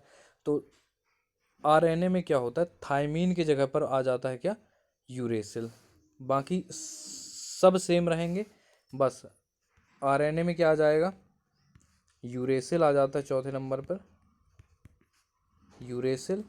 और इसमें रहता है थायमीन। तो थायमीन और यूरेसिल का अंतर है, थायमीन और यूरेसिल का अंतर है आरएनए और डीएनए में। ठीक है, तो याद रखेंगे आरएनए में क्या है, यूरेसिल, और डीएनए में क्या है, थायमीन है। नामक अम्लिक रस किसका पाचन करता है, तो एमाइलेज करता है, कार्बोहाइड्रेट का। ये भी बहुत बार पूछा गया कि एमाइलेज, जो कार्बोहाइड्रेट का पाचन कौन करता है, तो वो करता है एमाइलेज नामक अम्लिक रस। एमाइलेज नामक अम्लिक रस कार्बोहाइड्रेट का पाचन करता है।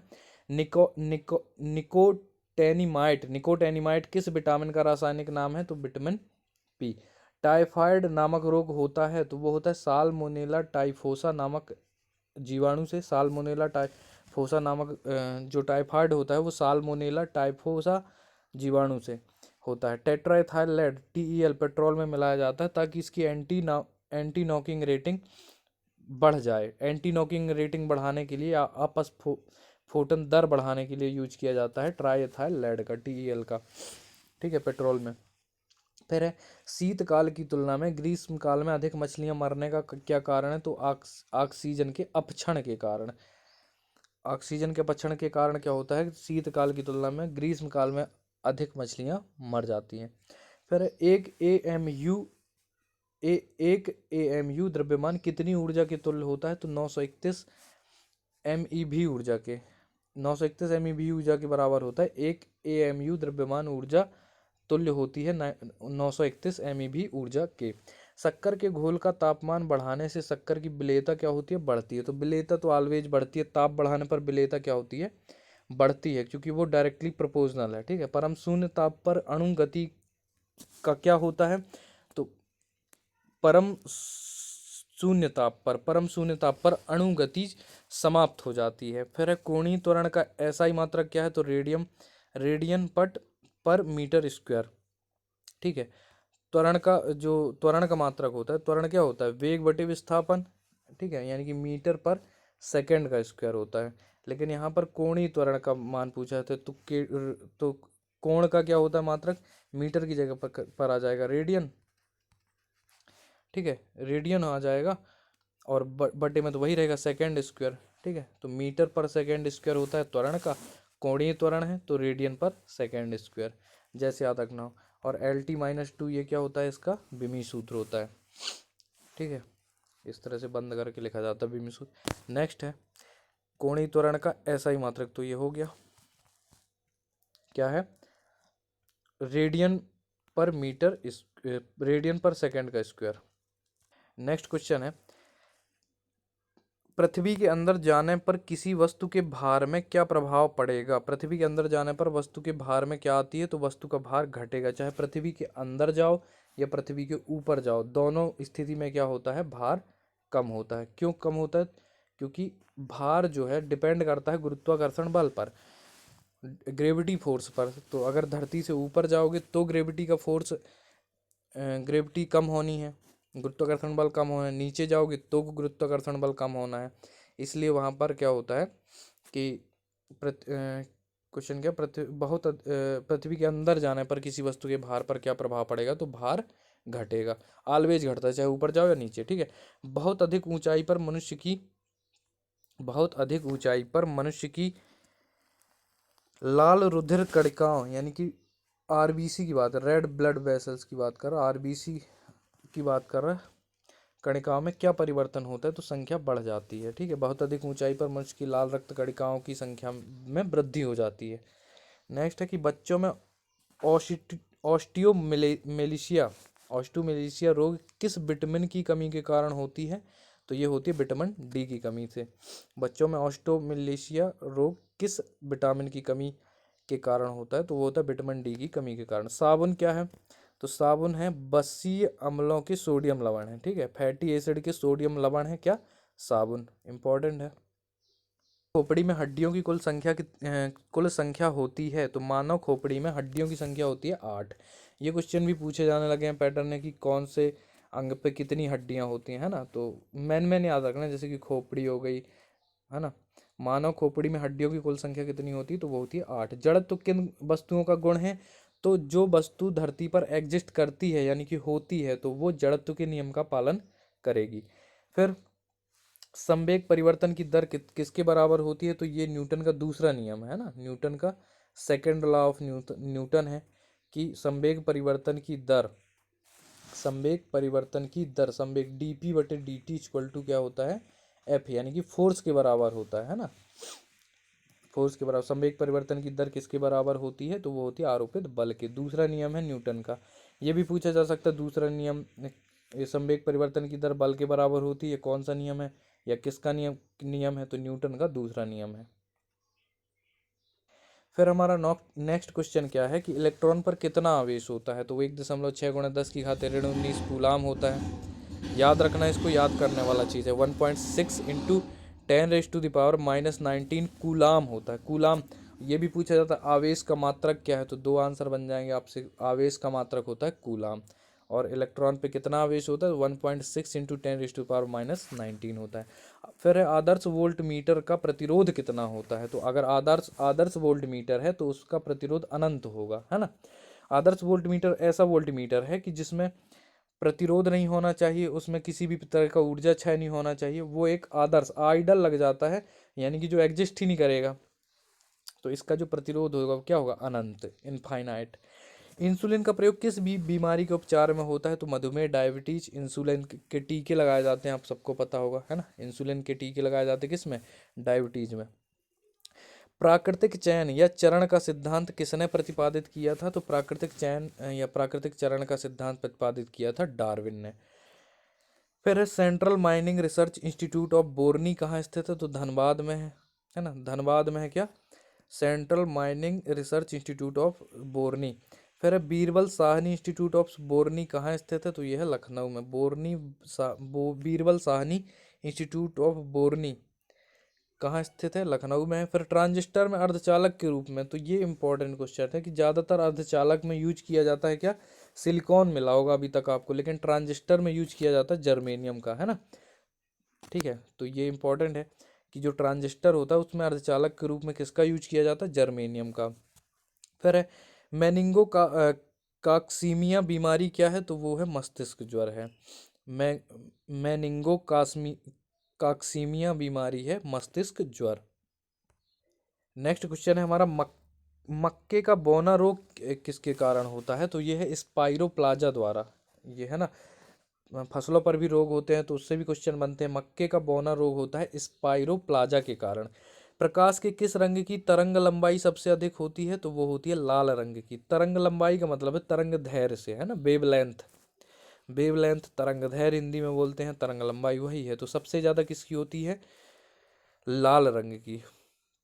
फिर है फ्लोरोसेंट ट्यूब प्रतिदीप्ति बल्ब में कौन सी गैस भरी होती है, तो मर्क्यूरिक ऑक्साइड और नियान गैस। मर्क्यूरिक ऑक्साइड और नियान गैस भरी होती है किसमें, फ्लोरोसेंट ट्यूब यानी कि प्रतिदीप्ति बल्ब में। ठीक है। फिर अधूरे प्रज्वलन के कारण सिगरेट से निकलने वाली रंगहीन गैस कौन सी है, तो वो है कार्बन मोनोऑक्साइड। ये बहुत खतरनाक होती है, CO। इसका रासायनिक सूत्र क्या होता है, इसका रासायनिक सूत्र होता है CO, कार्बन मोनोऑक्साइड। तो जो अधूरे प्रज्वलन के कारण सिगरेट से निकलने वाली रंगहीन गैस है उसका नाम है CO। फिर अल्फा केरेटिन नामक प्रोटीन शरीर में कहाँ उपस्थित होता है, तो वो होता है त्वचा में। कौन सा, अल्फा केरेटिन प्रोटीन, ये होता है त्वचा में, स्किन में। नेक्स्ट क्वेश्चन क्या है कि गैमेक्सिन का रासायनिक नाम क्या है, तो वो है बेंजीन हेक्साक्लोराइड। बेंजीन हेक्साक्लोराइड किसका नाम है, गैमेक्सिन का फुल का रासायनिक नाम क्या है, तो बेंजीन हेक्साक्लोराइड है। यानी सूर्य के द्रव्यमान के 1.4 गुना से कम की द्रव्यमान सीमा को क्या कहते हैं, तो वो है चंद्रशेखर सीमा, है ना। चंद्रशेखर जो कि भौतिक विज्ञान से संबंधित है, चंद्रशेखर।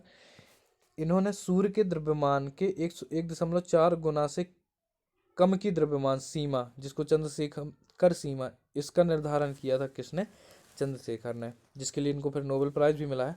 पॉजिट्रॉन की खोज किसने की थी? तो एंडरसन ने। रिपीटेड क्वेश्चन है ये। पॉजिट्रॉन जो कि इलेक्ट्रॉन का क्या है? एंटी पार्टिकल है। इसकी खोज की थी एंडरसन ने।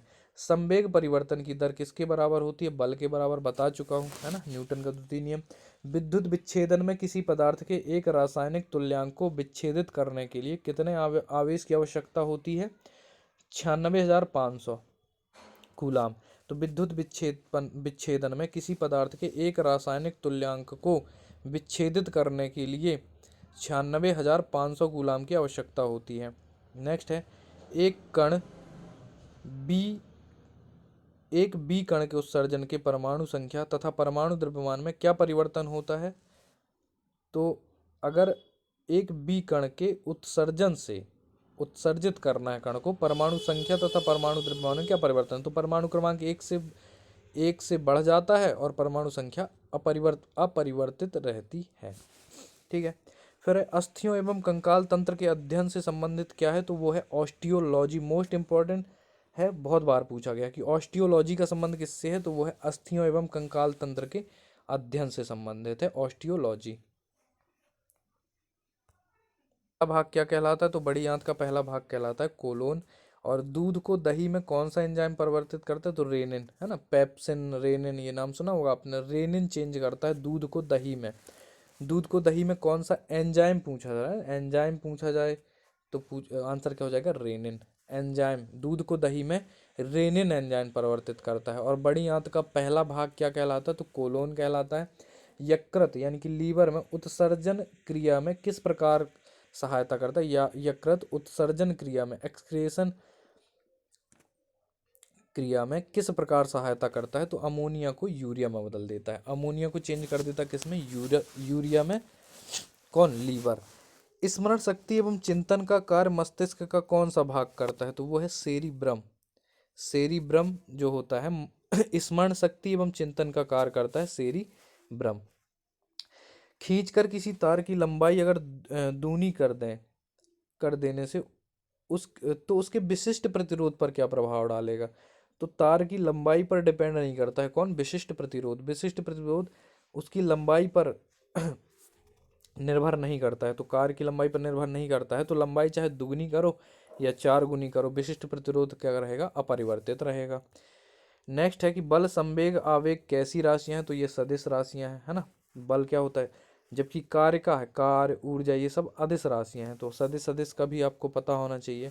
सदिश राशियां क्या होती हैं? तो जिनको दर्शाने के लिए दिशा और परिमाण दोनों की आवश्यकता पड़ती है। अदिश राशियां वे राशियां होती हैं जिनको दर्शाने के लिए केवल परिमाण की आवश्यकता होती है, दिशा की नहीं। लास्ट आखिरी क्वेश्चन इस पेज का कि तत्वों के रासायनिक और भौतिक गुण उनकी परमाणु संख्या के आवर्त फलन होते हैं। आवर्तकाल लिखा है इसमें, आवर्त फलन होते हैं। यह नियम किसने दिया था? तो यह दिया था मोसले ने। ठीक है। तत्वों के रासायनिक और भौतिक गुण उनकी परमाणु संख्या के आवर्त फलन होते हैं, यह नियम दिया था मोसले ने। मोसले जो कि आधुनिक आवर्त सारणी के जनक माने जाते हैं, इन्होंने ऐसा बोला था। ठीक है, याद रखना है। आधुनिक आवर्त सारणी के जनक कौन है? तो वो है मोसले। फिर आवर्त सारणी के चतुर्थ आवर्त में कितने तत्व हैं? तो वो 18 हैं। ठीक है। चौथे आवर्त में इस तरह से याद रख लेना कौन से आवर्त में कितने तत्व हैं। तो चौथे आवर्त में कितने तत्व हैं? वो हैं 18। किसी वस्तु के जल तुल्यांक, वाटर इक्विवेलेंट तथा ऊष्मा धारिता के संख्यात्मक मानों में क्या संबंध है? तो वो बराबर होते हैं। जल तुल्यांक निकाल लो या उसकी ऊष्मा धारिता निकाल लो, दोनों का मान क्या होता है? बराबर होता है। ठीक है। आंख के किस भाग द्वारा आंख में प्रवेश करने वाले प्रकाश की मात्रा नियंत्रित की जाती? तो आयरिस। ये रिपीटेड क्वेश्चन है, मैं बता चुका हूँ। आयरिस के द्वारा ये कंट्रोल किया जाता है कि कितना प्रकाश जाएगा, है ना, और कितना नहीं जाएगा। ज़्यादा प्रकाश आएगा तो ये क्या करता है? ज़्यादा प्रकाश आएगा तो ये फैलने लगता है, कम प्रकाश में क्या करता है? सिकुड़ने लगता है। नेक्स्ट क्वेश्चन है, कॉकरोच किस समूह का प्रतिनिधित्व करता है? तो वो है आर्थ्रोपोडा का। इंपॉर्टेंट है। कॉकरोच किस समूह का प्रतिनिधित्व करता है? तो वो है आर्थ्रोपोडा का। मधुमेह से पीड़ित व्यक्तियों के शरीर में कौन सा पदार्थ नहीं बनता है? इंसुलिन। तभी ना इनको इंसुलिन का टीका दिया जाता है ना। इंसुलिन का टीका दिया जाता है। तो मधुमेह से पीड़ित व्यक्तियों के शरीर में कौन सा पदार्थ नहीं बनता है, वो है इंसुलिन। मै मैग्नीफाइंग ग्लास के रूप में किसका इस्तेमाल किया जाता है, तो कम फोकस दूरी के उत्तल lens, short focus convex lens का उपयोग किया जाता है मैग्नीफाइंग ग्लास के रूप में। कोणीय संवेग आ गया। कोणीय संवेग का मात्रक क्या है, तो किलोग्राम मीटर स्क्वायर प्रति सेकंड है ना, किलोग्राम मीटर स्क्वायर प्रति सेंटी क्यों बोल रहा हूँ, किलोग्राम मीटर स्क्वायर प्रति सेकंड, या इसका ये बिमी सूत्र है ml²t-1। कोणीय संवेग संरक्षण का सिद्धांत क्या है, तो कोणीय संवेग संरक्षण का सिद्धांत, ये एमपी पुलिस में इस तरह के इतने क्वेश्चन तो नहीं आएंगे कि अब सिद्धांत पूछ दे। गया तो अपने अक्ष पर घूमते हुए पिंड पर यदि कोई बाह्य बल आघूर्ण ना लग रहा हो तो पिंड की कोणीय संवेग नियत रहता है। ठीक है, फिर है संवेग परिवर्तन की दर किसके बराबर होती है, तो तीसरी बार पढ़ा हूँ इस क्वेश्चन को, बल के बराबर होती है, गति का न्यूटन का दूसरा नियम है। नेक्स्ट क्वेश्चन क्या है हमारा कि कट जाने पर रक्त का लगातार दाब एवं उसका थक्का ना जमना, रक्त का थप्पा क्लॉटिंग ऑफ ब्लड ना होना, है ना, किस विटामिन की कमी के कारण होता है, तो वो होता है विटामिन के की कमी से। रक्त का थक्का ना जमना किस विटामिन की कमी के कारण होता है, तो वो होता है विटामिन के कारण। पौधों में ऊर्जा स्थानांतरण के लिए पोषक तत्व की उपस्थिति अनिवार्य होती है, तो फास्फोरस की। पौधों में ऊर्जा स्थानांतरण के लिए किस पोषक तत्व की उपस्थिति अनिवार्य होती है, तो आंसर है फास्फोरस की। नेक्स्ट है प्याज यानी कि ओनियन किस वानस्पतिक कुल से संबंधित है, तो लिलिएसी से। लिलिएसी से संबंधित है प्याज। प्याज वानस्पतिक कुल किस वानस्पतिक कुल से संबंधित है, तो लिलिएसी से। रासायनिक रूप से मिल्क ऑफ मैग्नीशिया क्या कहलाता है, तो मैग्नीशियम हाइड्रोक्साइड। मैग्नीशियम हाइड्रोक्साइड को मिल्क ऑफ मैग्नीशिया कहा जाता है। निमज्जित वस्तु का पता लगाने के लिए किस उपकरण का उपयोग किया जाता है, तो वो है निमज्जित का मतलब होता है कि सागर में डूब गई हो या किसी गहराई में चली गई हो तो यूज किया जाता है सोनार। ठीक है, सागर की गहराई का पता लगाने के लिए भी किस युक्ति का यूज किया जाता है, तो वो होती है सोनार। फिर है किसकी उपस्थिति के कारण किसी पादप कोशिका और पशु कोशिका में अंतर पाया जाता है, तो वो है कोशिका भित्ति। जो जंतु कोशिका होती है, एक होती है जंतु कोशिका, एक होती है पादप कोशिका। तो पादप कोशिका में होती है कोशिका भित्ति, लेकिन जंतु कोशिका में कोशिका भित्ति नहीं पाई जाती है ना। ठीक है, तो इसके बाद क्या होता है, किसके साथ कास्टिक सोडा को उबालकर साबुन तैयार किया जाता है, तो वो होता है बसा के साथ। किसके साथ कास्टिक सोडा को उबालकर, कास्टिक सोडा का मतलब क्या होता है, सोडियम NaOH है ना, कास्टिक सोडा का मतलब क्या है, सोडियम हाइड्रोक्साइड। कास्टिक सोडा को उबालकर साबुन तैयार किया जाता है, तो वो होता है बसा या फैट के साथ। और अभी इससे पहले क्वेश्चन क्या था कि साबुन क्या है, एक वसीय अम्लों का सोडियम लवण। क्या है, वसीय अम्लों का सोडियम लवण है। ठीक है, तो इससे भी अपन को याद रखना कि वसीय अम्लों का सोडियम लवण है कौन, साबुन। और इसमें पूछा है कि कास्टिक सोडा को किसके साथ उबालकर साबुन तैयार किया जाता है, तो सोडियम हाइड्रोक्साइड या कास्टिक सोडा के साथ। सुरक्षा की दृष्टि से खाना पकाने वाली LPG गैस सिलेंडर में क्या भरकर गैस को गंधयुक्त बनाया जाता है, तो बता चुका हूँ, थायो अल्कोहल या मार्कअप्टेन। वर्णांधता किन रंगों के लिए होती है, वर्णांधता जो होती है वो किन रंगों के लिए होती है, तो वो होती है लाल और हरे रंग के लिए। मतलब जिसको कलर ब्लाइंडनेस हो जाती है तो वो लाल रंग और हरे रंग का को नहीं पहचान पाएगा। ठीक है, तंतु किस सिद्धांत पर कार्य करता है, तो प्रकाश तंतु प्रकाश के पूर्ण आंतरिक परावर्तन के सिद्धांत पर कार्य करता है कौन, प्रकाश तंतु। ऑप्टिकल फाइबर, प्रकाश तंतु जिसको यानी कि ऑप्टिकल फाइबर प्रकाश के पूर्ण आंतरिक परावर्तन के सिद्धांत पर कार्य करता है। एड्स से मानव शरीर का क्या प्रभावित होता है, तो प्रतिरक्षा तंत्र यानी कि इम्यूनिटी सिस्टम, प्रतिरक्षा तंत्र प्रभावित होता है। यानी कि वाइट ब्लड वेसल्स जो हमारे प्रतिरक्षी तंत्र में क्या आता है, WBC आती है ना, WBC श्वेत रक्त कणिकाएं, ये नष्ट होती हैं किसके कारण, एड्स में। एड्स क्वेश्चन पूछा जाता है सबसे पहले तो इसका फुल फॉर्म पूछ लिया जाता है, तो क्या है, acquired immuno deficiency syndrome full form है। किस वायरस के कारण होता है, तो किस वायरस के कारण होता है, HIV के कारण, है ना।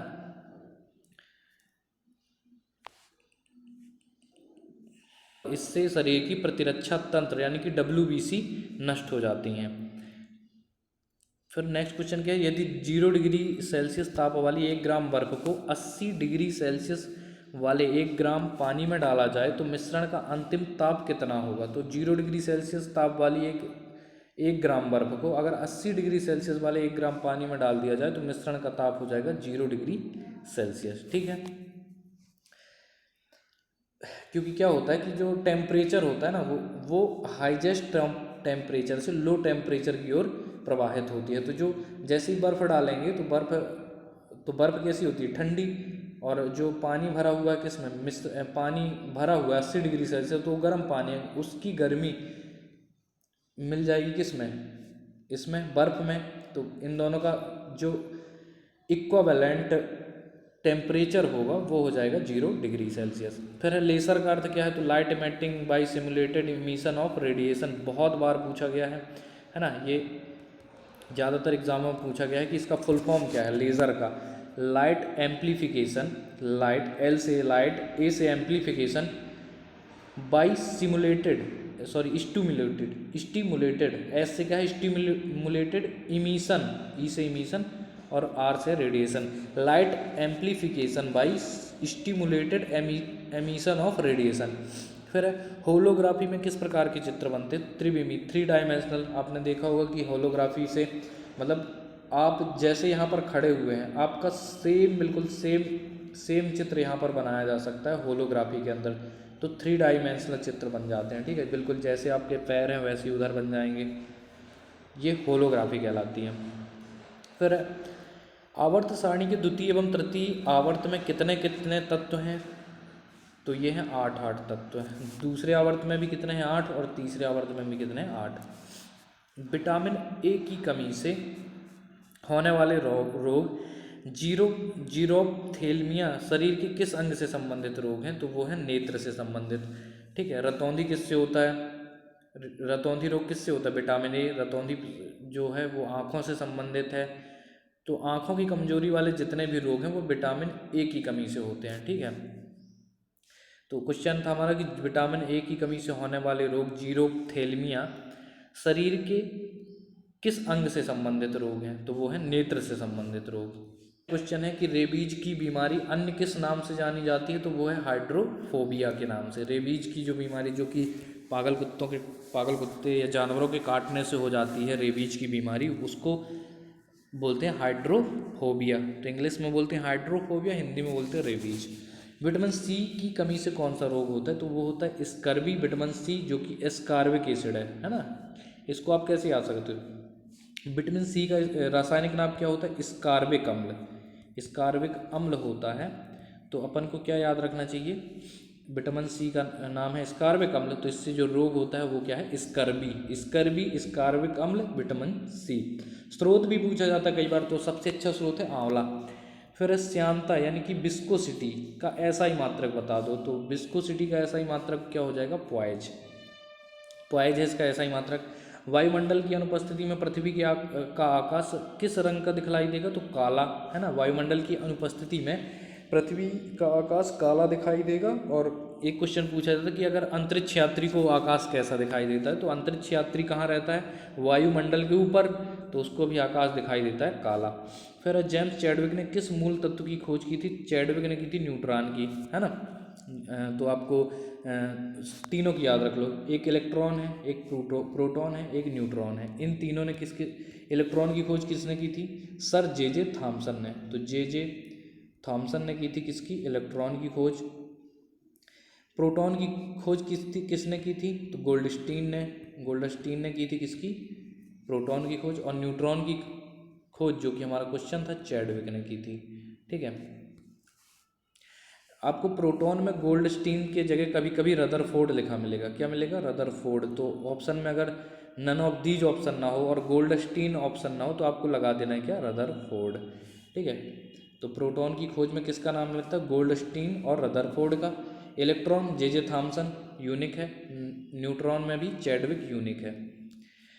फिर नेक्स्ट क्वेश्चन क्या है हमारा, परमाणु में प्रोटॉन कहाँ स्थित होते हैं, तो परमाणु में प्रोटॉन कहाँ स्थापित होते हैं, इस तरह का परमाणु होता है। ठीक है। यहाँ नाभिक की बात मतलब बीच में कौन कौन होता है, तो यहाँ पर होता है प्रोटॉन, यहीं पर होता है न्यूट्रॉन। बाकी इलेक्ट्रॉन कहाँ होता है, तो इलेक्ट्रॉन होता है किनारे पर, ठीक है। और इलेक्ट्रॉन में आवेश कैसा होता है, ऋणात्मक। प्रोटॉन में क्या होता है, पॉजिटिव। और यहाँ पर कोई आवेश नहीं होता न्यूट्रॉन पे। तो न्यूट्रॉन होता है आवेश रहित यानी कि उदासीन, प्रोटॉन होता है प्लस चार्ज, इलेक्ट्रॉन होता है नेगेटिव चार्ज, ठीक है। इलेक्ट्रॉन कक्षकों में पाया जाता है ना, विभिन्न कक्षाओं में पाया जाता है। और सेंटर में कौन कौन होते हैं यानी कि नाभिक में, तो वो होता है प्रोटॉन और न्यूट्रॉन, ठीक है। नेक्स्ट क्वेश्चन क्या है हमारा, पत्तियों का हरा रंग किसकी उपस्थिति के कारण होता है, तो क्लोरोफिल की उपस्थिति के कारण, है ना। जो ये क्लोरोफिल होता है इसकी उपस्थिति के कारण पत्तियों का रंग हरा होता है। इससे रिलेटेड 3 क्वेश्चन है। क्लोरोफिल जो प्रकाश संश्लेषण की क्रिया है उसमें मेन रोल किसका होता है, तो प्रकाश संश्लेषण की क्रिया में मेन रोल होता है क्लोरोफिल का। फिर होता है क्लोरोफिल में कौन सी धातु होती है, तो वो होती है मैग्नीशियम धातु, ठीक है। क्लोरोफिल में कौन सी धातु होती है, तो वो होती है मैग्नीशियम धातु। नेक्स्ट क्वेश्चन है, जल के अंदर वायु का बुलबुला किस प्रकार के लेंस की भांति कार्य करता है, तो वो होता है अवतल लेंस की भांति, है ना। वायु का बुलबुला आपने देखा होगा जल के अंदर कैसा रहता है, ये भरा मान लो ये जल है, तो यहाँ से बुलबुला इस तरह का रहेगा, है ना। तो इस तरह से रहता है ना, इस तरह से। तो हमको ये बताना है कि जो लेंस है किस लेंस की तरह होगा, तो वो होगा अवतल लेंस की तरह, है ना। किस प्रकार का लेंस की भांति व्यवहार करेगा, तो वो करेगा अवतल लेंस यानी कि कॉनकेव लेंस की तरह। फिर है कांच का लाल रंग क्या मिलाकर दिया जाता है, तो कांच में जो लाल रंग होता है वो क्यूप्रस लवण, जो कि क्यूप्रस क्या है, तो वो कांपर है ना, कांपर, क्यूप्रस लवण, कांपर का जो लवण है क्यूप्रस लवण, उसका उपयोग करके कांच को लाल रंग दिया जाता है। नेक्स्ट क्वेश्चन क्या है हमारा कि प्रोटीन का पाचन कौन सा एंजाइम करता है, तो प्रोटीन का पाचन करता है ट्रिप्सिन। अभी हमने देखा था कि जो दूध से दही बनाने वाला एंजाइम कौन सा था, दूध से दही बनाने वाला एंजाइम था वो था रेनिन, ठीक है। तो एंजाइम बिल्कुल पढ़ते जाना है, लिंक करते जाना है। तो रेनिन हमने पढ़ा था। अब प्रोटीन का पाचन करना है, तो प्रोटीन के पाचन के लिए कौन सा एंजाइम लेंगे अपन, वो होगा ट्रिप्सिन। 2-3 बार पढ़ोगे, ऑप्शन देख के बन जाएगा। किस रंग के प्रकाश में पौधे में प्रकाश संश्लेषण सबसे अधिक होता है, तो लाल रंग के प्रकाश में होता है। प्रकाश संश्लेषण की जो क्रिया है वो सबसे तेज होती है लाल रंग के प्रकाश में। फिर है मार्फीन पौधे के किस भाग से प्राप्त होती है, तो वो होती है पुष्पकली या कैप्सूल से। पुष्पकली या कैप्सूल से प्राप्त होती है कौन, मार्फीन। फिर है किस भारतीय सैटेलाइट को कल्पना चावला की स्मृति में कल्पना नाम दिया है, तो ये साइंस एंड टेक का क्वेश्चन है। मैटसेट को, तो किस भारतीय सैटेलाइट को कल्पना चावला की स्मृति में कल्पना नाम दिया है, वो है मैटसेट। मैट का मतलब होता है मेट्रोलॉजी सैटेलाइट, जो कि किसका, मौसम का, है ना। मौसम का अध्ययन करने के लिए जो सैटेलाइट लगाए जाते हैं मौसम का अध्ययन करने के लिए, उनको बोलता है मेट्रोलॉजी सैटेलाइट। तो यही मैटसेट यानी कि मेट्रोलॉजी सैटेलाइट, इसका नाम रखा गया है कल्पना नाम रखा गया कल्पना चावला जी के नाम पर, जो कि इंडियन एस्ट्रोनॉट थी, है ना। तो कल्पना चावला की स्मृति में कल्पना नाम दिया गया है, तो मैटसेट को दिया गया है। मैटसेट को, जो मैटसेट होता है, मैटसेट का मतलब फुल फॉर्म होता है मेट्रोलॉजी सैटेलाइट यानी कि मौसम, वो सैटेलाइट जिनको मौसम का अध्ययन करने के लिए, मौसम के बारे में जानकारी प्राप्त करने के लिए लॉन्च किया जाता है, वो होती है मेट्रोलॉजी सैटेलाइट यानी कि मैटसेट। इनका नाम रखा गया है कल्पना जी के नाम पर, कल्पना चावला के नाम पर कल्पना रखा गया है। कल्पना कौन है, तो ये है इंडियन एस्ट्रोनॉट, भारतीय मूल की है ना। सबसे बनता होगा 1665 में रॉबर्ट हुक ने कोशिका की खोज की थी, है ना। तो कोशिका की खोज किसने की थी, रॉबर्ट हुक ने 1665 में। और ये भी पूछा जाता है कि वो जो इन्होंने कोशिका की खोज की थी तो वो कैसी कोशिका थी, तो वो मृत कोशिका थी, है ना। मृत कोशिका का मतलब ये है कि उसमें अब कोशिका विभाजन नहीं हो रहा था, क्योंकि इन्होंने क्या किया था, पेड़ की एक छाल ली, पेड़ की छाल इस तरह से ली, उसमें खुद के द्वारा बनाए गए माइक्रोस्कोप से इन्होंने देखा, तो इस तरह से इनको यहाँ पर क्या दिखाई दे रही थी, कोशिकाएं जिनका जो विभाजन है वो बंद हो चुका था, कोशिकाओं का विभाजन। तो ये कैसी, जिन कोशिकाओं में विभाजन बंद हो जाता है उसको क्या बोलते हैं, मृत कोशिका। तो इन्होंने किस कोशिका की खोज की थी, मृत कोशिका की, ठीक है। नेक्स्ट क्वेश्चन क्या है कि सिरका उद्योग में कौन सा जीवाणु प्रयुक्त किया जाता है, तो वो है एसिटोबैक्टर एसिटी, जो एसिटोबैक्टीरियम एसिटी जीवाणु है सिरका उद्योग में। सिरका उद्योग का मतलब है कि जहाँ पे CH3COOH, मेथेनोइक अम्ल बोलते हैं इसको, या इसी का सिरका का रासायनिक नाम है, ठीक है। सिरका का रासायनिक नाम क्या है, मेथेनोइक अम्ल, यानी कि CH3COOH, इसी को बोलते हैं एसिटिक अम्ल। सिरका बोलें, एसिटिक अम्ल बोलें, मेथेनोइक अम्ल बोलें, सब क्या है, CH3COOH ही है। इसके जब इसका निर्माण किया जाता है तो एसिटोबैक्टीरियम एसिटी जीवाणु का उपयोग किया जाता है, यानी कि प्रयुक्त किया जाता है। फिर रासायनिक तत्वों को संकेतों के रूप में व्यक्त करने का पहला प्रयास किसने किया था, तो वो किया था वर्जीलियस ने सबसे पहला प्रयास किया था रासायनिक तत्वों को संकेतों के रूप में व्यक्त करने का। आवेग किसके बराबर होता है, तो बल तथा उसकी क्रिया के समय के गुणनफल को, बल और समयांतराल, बल गुणे समयांतराल के गुणनफल को बोलते हैं आवेग। तो बल उस तथा उसकी क्रिया के समय के गुणनफल के बराबर होता है आवेग, यानी कि इम्पल्स। हेनरी किस भौतिक राशि का मात्रक है, तो प्रेरणा गुणांक का, इंडक्शन कोफिशिएंट का मात्रक क्या है, इंडक्शन कोफिशिएंट का मात्रक है, इंडक्शन कोफिशिएंट का मात्रक है कौन, हेनरी, ठीक है। इसके बाद क्या है, कृत्रिम उपग्रह में विभिन्न उपकरणों का ऊर्जा स्रोत क्या है, तो कृत्रिम उपग्रह में विभिन्न उपकरणों का ऊर्जा स्रोत है सौर ऊर्जा, सोलर एनर्जी है कृत्रिम उपग्रह में, ठीक है। अब वहाँ पर कोई डीजल डालने तो जाता नहीं है ना, पेट्रोल डीजल, तो वो किस किस पर निर्भर है, सन पर, सनलाइट पर, सौर ऊर्जा पर। वह गैस कौन सी, नेक्स्ट क्वेश्चन है 177, वह गैस कौन सी है जो स्वयं जलती है लेकिन जलाने में सहायक नहीं होती, स्वयं जलती है लेकिन जलाने में सहायक नहीं होती है, तथा जो सड़े अंडे जैसी गंध होती है, तो H2S है। सड़े अंडे से नाम आ जाए तो H2S, जिन्होंने केमिस्ट्री का प्रैक्टिकल किया होगा ना, तो वो इससे बहुत ज़्यादा परिचित होंगे H2S गैस से। ब्लैक कलर का उसमें भरा होता है ना, इस तरह से निकलती है H2S गैस, और कैसे गंध आती है, ऐसा लगता है जैसे सड़े अंडे हों। तो ये स्वयं जलती है लेकिन जलाने में सहायक नहीं होती है, और सड़े अंडे जैसी गंध है, तो वो है H2S gas, hydrogen sulphide gas. Next question है कैलामीन किस तत्व का प्रमुख अयस्क है, तो वो है जिंक का, जिंक का अयस्क है। यहाँ पर अयस्क का है तो आपको अयस्क अलग से पढ़ लेना एक चार्ट बना के, है ना। कैलामीन किसका अयस्क है, तो वह है जिंक का। जैसे एल्यूमिनियम का बॉक्साइड होता है ना, इस तरह से। लोहे पर जंग लगने से लोहे का अपचयन होता है या ऑक्सीडेशन, क्या होता है, रिडक्शन होता है, ऑक्सीडेशन, तो होता है ऑक्सीकरण, क्योंकि जो जंग लगता है ना वो क्या बनता है, Fe2O3, जंग का सूत्र यही होता है ना, Fe2O3। तो देखो ऑक्सीजन का जुड़ना क्या कहलाता है, ऑक्सीडेशन। रिडक्शन और ऑक्सीडेशन पढ़ा हो गया ना, रिडक्शन यानी कि अपचयन को क्या बोलते हैं, गेन ऑफ इलेक्ट्रॉन, ऑक्सीकरण को क्या बोलते हैं, लॉस ऑफ इलेक्ट्रॉन, है ना, इस तरह से। तो इसमें क्या हो रहा है, ऑक्सीजन का जुड़ना हो रहा है, ऑक्सीजन का जुड़ना क्या कहलाता है, ऑक्सीकरण। तो लोहे पर जंग लगना क्या कहलाएगा, ऑक्सीकरण। करता कौन है, लैंडस्टीनर व वीनर है। RH फैक्टर के जो खोज करता है वो है लैंडस्टीनर व वीनर, ज़्यादातर आपको नाम मिलेगा वीनर का। लैंडस्टीनर का मान जो ब्लड ग्रुप है ना, ब्लड ग्रुप, इसकी खोज की थी किसने, इसमें नाम मिलता है प्योर किसका, लैंडस्टीनर का। ब्लड ग्रुप की जो अपना होता है ना, B पॉजिटिव है ना, B पॉजिटिव है, या किसी का O समूह है, किसी का AB है, किसी का A है, तो ये सब इसकी खोज किसने की थी, ब्लड ग्रुप की खोज लैंडस्टीनर ने। लेकिन RH फैक्टर के बारे में ज़्यादातर आपको नाम मिलेगा वीनर का। और ये भी पूछा जाता है कि जो RH फैक्टर ब्लड ग्रुप है ये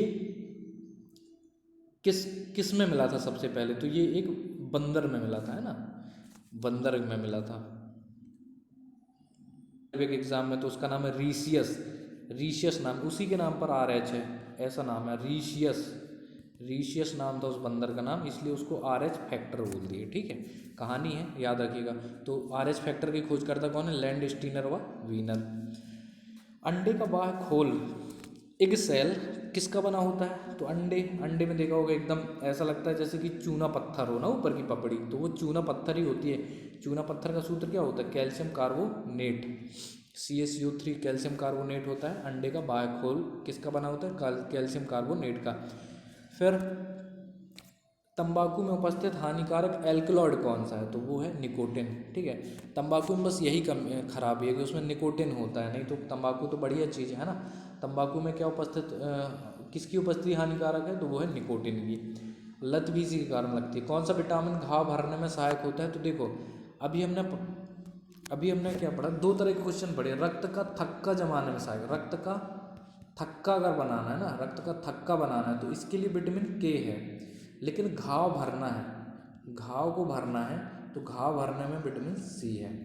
दोनों क्वेश्चन लगते सेम है लेकिन अंतर है। अगर घाव भरने के लिए पूछा जाएगा तो विटामिन सी लगा के आना, और अगर रक्त का थक्का जमाने में सहायक पूछा जाए तो विटामिन के लगा के आना है। ठीक है, आई थिंक अब आपका जो कन्फ्यूजन था समाप्त हो गया होगा। नेक्स्ट क्वेश्चन कौन सा है हमारा है ओरल रिहाइड्रेशन विलयन, ORS है ना, ORS का नाम सुना होगा।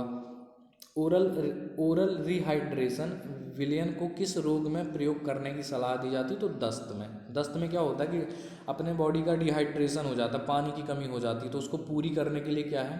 ORS का घोल दिया जाता है ना। उल्टी दस्त के समय क्या दिया जाता है? ORS। घर में भी बना सकते हैं आप लोग, पानी गर्म करके उसमें थोड़ा सा शक्कर थोड़ा सा नमक मिला के। यदि कोई वस्तु आपतित प्रकाश के सभी अवयव रंगों को अवशोषित कर ले तो कैसी दिखाई देगी? तो इसमें इसको यहीं अपन ख़त्म करेंगे। ठीक है, क्या होता है कि जो लाइट होती है वो 7 रंगों में बनाई जाती है। तो देखो मैं 3 तरह के पिंड लेता हूँ, 1, 2 और 3। पहले पिंड ने क्या किया, जो लाइट आ रही थी उसने पूरी की पूरी एब्जॉर्ब कर ली। इसने क्या किया है? ध्यान से सुनना, इसने पूरी की पूरी लाइट को क्या किया? एब्जॉर्ब कर लिया है। दूसरा पिंड इसने क्या किया कि पूरी की पूरी लाइट को क्या कर दिया? रिफ्लेक्ट कर दिया है। इसने पूरी की पूरी लाइट को रिफ्लेक्ट कर दिया। तीसरा पिंड करता है कि ये सिर्फ ग्रीन को रिफ्लेक्ट किया इसने। ठीक है, मतलब 6 क्या किए इसने?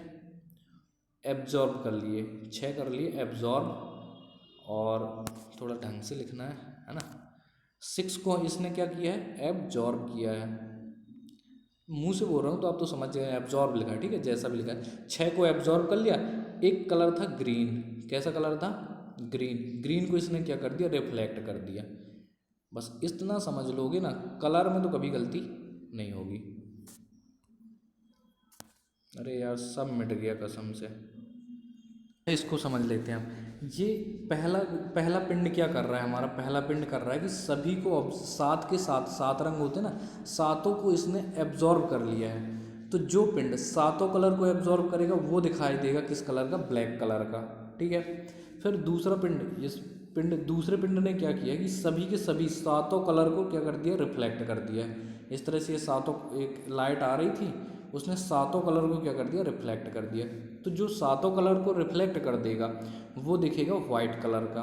ठीक है, और एक तीसरा पिंड है, इसने क्या किया?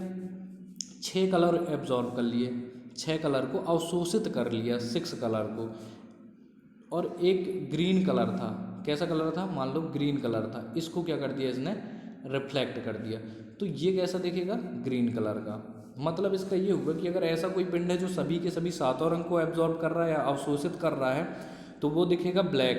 और अगर कोई ऐसा पिंड है जो कि सातों के सातों कलर को रिफ्लेक्ट कर रहा है तो वो दिखेगा वाइट। और कोई पिंड ऐसा है कि 6 कलर को एब्जॉर्ब कर रहा है, किसी भी एक कलर को रिफ्लेक्ट कर देगा, तो जिस कलर को वो रिफ्लेक्ट करेगा उस कलर का दिख जाएगा। ठीक है, याद रखना है। और अभी हमने पहले क्या पढ़ा था कि हरे और एक होता है हरा, एक होता है लाल। हरा और लाल रंग के कारण वर्णांधता यानी कि कलर ब्लाइंडनेस में कौन से रंग का विभेद नहीं पता चलता है? तो हरे और लाल का। नेक्स्ट क्वेश्चन क्या है हमारा कि सूर्य के विकिरण को पृथ्वी तक पहुंचने में कितना समय लगता है? तो वो लगते हैं 8 सेकेंड। 8 सेकेंड लगते हैं पृथ्वी तक पहुंचने में। ठीक है, और सेक्सटेंट का उपयोग किसकी माप करने में किया जाता है? तो दो पिंडों के बीच कोणीय दूरी को, एंगुलर डिस्टेंस की माप के लिए दो पिंडों की कोणीय दूरी, जिसको एंगुलर डिस्टेंस बोलते हैं, उसकी माप के लिए उपयोग किया जाता है सेक्सटेंट का। फिर प्रेशर कुकर में खाना जल्दी क्यों पक जाता है, तो ये बताने की जरूरत नहीं है। अंदर दाब बढ़ने से पानी का क्वथनांक बढ़ जाता है ना। दाब बढ़ाने से क्या होता है, क्वथनांक बढ़ जाएगा, और क्वथनांक बढ़ जाएगा तो क्या होता है, देखो इसका भी कॉन्सेप्ट मैं बता देता हूँ। क्या होता है कि अगर आप किसी चीज़ का दाब प्रेशर इंक्रीज़ कर दो, मान लो पहले इतना था, आपने बढ़ा के कर दिया इतना, पहले इतना था इंक्रीज़ कर दिया इतना, तो अब इनका क्वथनांक बढ़ेगा, यानी कि ये गर्म होने वाला था कितना 100 डिग्री सेल्सियस में, अब गर्म होगा 150 डिग्री सेल्सियस में, है ना 150 डिग्री। तो यहाँ का टेम्परेचर भी ज़्यादा है, यहाँ पे प्रेशर भी ज़्यादा है, तो टेम्परेचर और प्रेशर जब ज़्यादा हो जाएंगे तो हमारा क्या होगा, खाना जल्दी पक जाएगा, बस यही रीज़न है। अब ये तो प्रेशर कुकर की बात हो गई। इससे रिलेटेड पूछा जाता है कहाँ पर, ऊंचाई का, पहाड़ों का, कि पहाड़ की ऊंचाई में क्या होगा और यहाँ नीचे क्या होगा। तो देखो जो नीचे है यहाँ पर गैसों का प्रेशर क्या होता है, गैसों का प्रेशर यहाँ पर क्या होता है कम, और यहाँ पर प्रेशर क्या होता है ज़्यादा, सॉरी उल्टा बोल दिया मैंने। जो गैसों का दबाव, वायुमंडल का दबाव क्या है यहाँ पे नीचे, नीचे वायुमंडल का जो प्रेशर है वो है ज़्यादा, और जितनी ऊंचाई में जितने दूर जाते जाओगे तो यहाँ प्रेशर क्या हो जाता है कम, है ना। तो पूछा जाता है कि पहाड़ों में जो है वो दाल देरी से पकती है, लेकिन भूतल की अपेक्षा पहाड़ों में खाना देर से क्यों पकता है, तो बोल देंगे कि वहाँ पर प्रेशर कम होता है इसलिए। ठीक है, नेक्स्ट क्वेश्चन है हमारा कि प्रेशर कुकर हो गया, रेडियो तरंगों के प्रेषण में सहायता करने वाली वायुमंडलीय परत कौन सी है, तो वो है रेडियो तरंगों के प्रेषण में सहायता करने वाली वायुमंडलीय परत कौन सी, तो वो है आयनोस्फीयर। ठीक है, आयनोस्फीयर है जो कि रेडियो तरंगों के प्रेषण में सहायता करती है। फिर हृदय एक झिल्ली से ढका होता है ना, मेम्ब्रेन से ढका होता है, उसको क्या बोलते हैं, तो उसको बोलते हैं पेरिकॉर्डियम, पेरिकॉर्डियम बोलते हैं। जो हृदय एक झिल्ली से ढका होता है जिसे कहते हैं पेरिकॉर्डियम। फिर धारा घनत्व, करंट डेंसिटी कैसी राशि है, तो ये एक सदिश राशि है। धारा घनत्व कैसी है, जबकि जो करंट है वो कैसी है अदिश राशि है, लेकिन धारा घनत्व कैसी राशि है, सदिश राशि है। ठीक है, करंट को याद रखना, वो अदिश राशि है। माइक्रो प्रोसेसर का आविष्कार किस वैज्ञानिक ने किया था, तो वो था रॉबर्ट नोयस तथा गॉर्डन मूर ने। रॉबर्ट नोयस तथा गॉर्डन मूर ने सन 1971 में माइक्रो प्रोसेसर का आविष्कार किया था। याद रखिएगा, रॉबर्ट नोयस तथा गॉर्डन मूर ने सन 1971 में माइक्रो प्रोसेसर का आविष्कार किया। अनुवांशिकी के जनक मेंडल ने अपने प्रयोग के लिए किस अन्न को चुना था, तो मटर के दाने चुने थे, आपको मालूम होगा, है ना, मालूम होगा, सबको पता होगा कि मेंडल ने किसको चुना था, मटर के दानों को। रासायनिक दृष्टि से वाटर ग्लास क्या है, तो जो वाटर ग्लास होता है वो सोडियम सिलिकेट है। आपको तो ग्लास देखना है, ग्लास आ जाए सिलिकेट लगा दो, और ये सोडियम सिलिकेट है, NaSiO3। ठीक है, सोडियम सिलिकेट है वाटर ग्लास। दर्द दूर करने वाली दवाएं क्या कहलाती हैं, तो वो एनाल्जेसिक कहलाती हैं। दर्द दूर करने वाली दवाएं होती हैं एनाल्जेसिक। कौन सा तारा सूर्य के सबसे निकट है, तो अल्फा सेंचुरी है। ठीक है, कौन सा तारा सूर्य के सबसे निकट है, तो अल्फा सेंचुरी है। और आपने एक नाम सुना होगा प्रॉक्सिमा सेंचुरी, तो जो सूर्य के बाद पृथ्वी का जो निकटतम तारा समूह है उसको बोलते हैं प्रॉक्सिमा सेंचुरी। पूछा गया क्वेश्चन बता रहा हूँ प्रॉक्सिमा सेंचुरी से। प्रोटीन किससे बनते हैं, तो प्रोटीन एक पॉलीमर है किसका, अमीनो अम्ल का। अमीनो अम्लों से मिलकर, जैसे कि बहुत सारी कोशिकाओं से मिलकर बनते हैं ऊतक, और ऊतकों से मिलकर बनते हैं अंग, अंग से मिलकर बनता है शरीर। इसी तरह से छोटे अमीनो अम्ल, बहुत सारे छोटे छोटे अमीनो अम्लों के मिलने से बनता है प्रोटीन।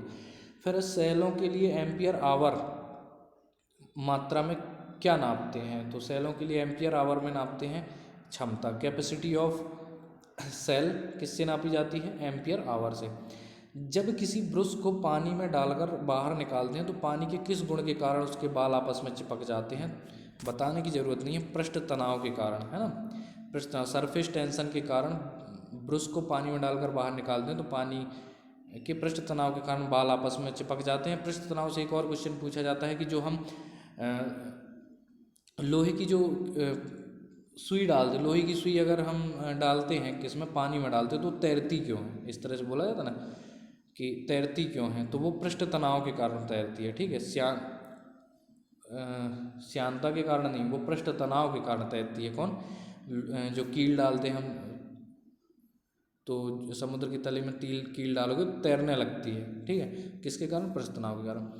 फेरस सल्फेट हेप्टाहाइड्रेट के साधारणतः क्या बोलते हैं? फेरस सल्फेट हेप्टाहाइड्रेट को हरा कसीस बोलते हैं, ग्रीन विट्रियोल, हरा कसीस यानी कि ग्रीन विट्रियोल बोलते हैं फेरस सल्फेट को, फेरस सल्फेट हेप्टाहाइड्रेट। इसका मैं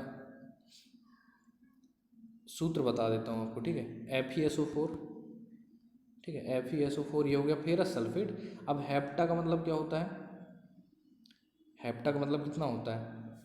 हेप्टा का मतलब होता है 7 ना, 7H2O, तो FeSO4 इंटू 7H2O, ये सूत्र किसका होता है? तो ये होता है हरा कसीस यानी कि ग्रीन विट्रियोल का।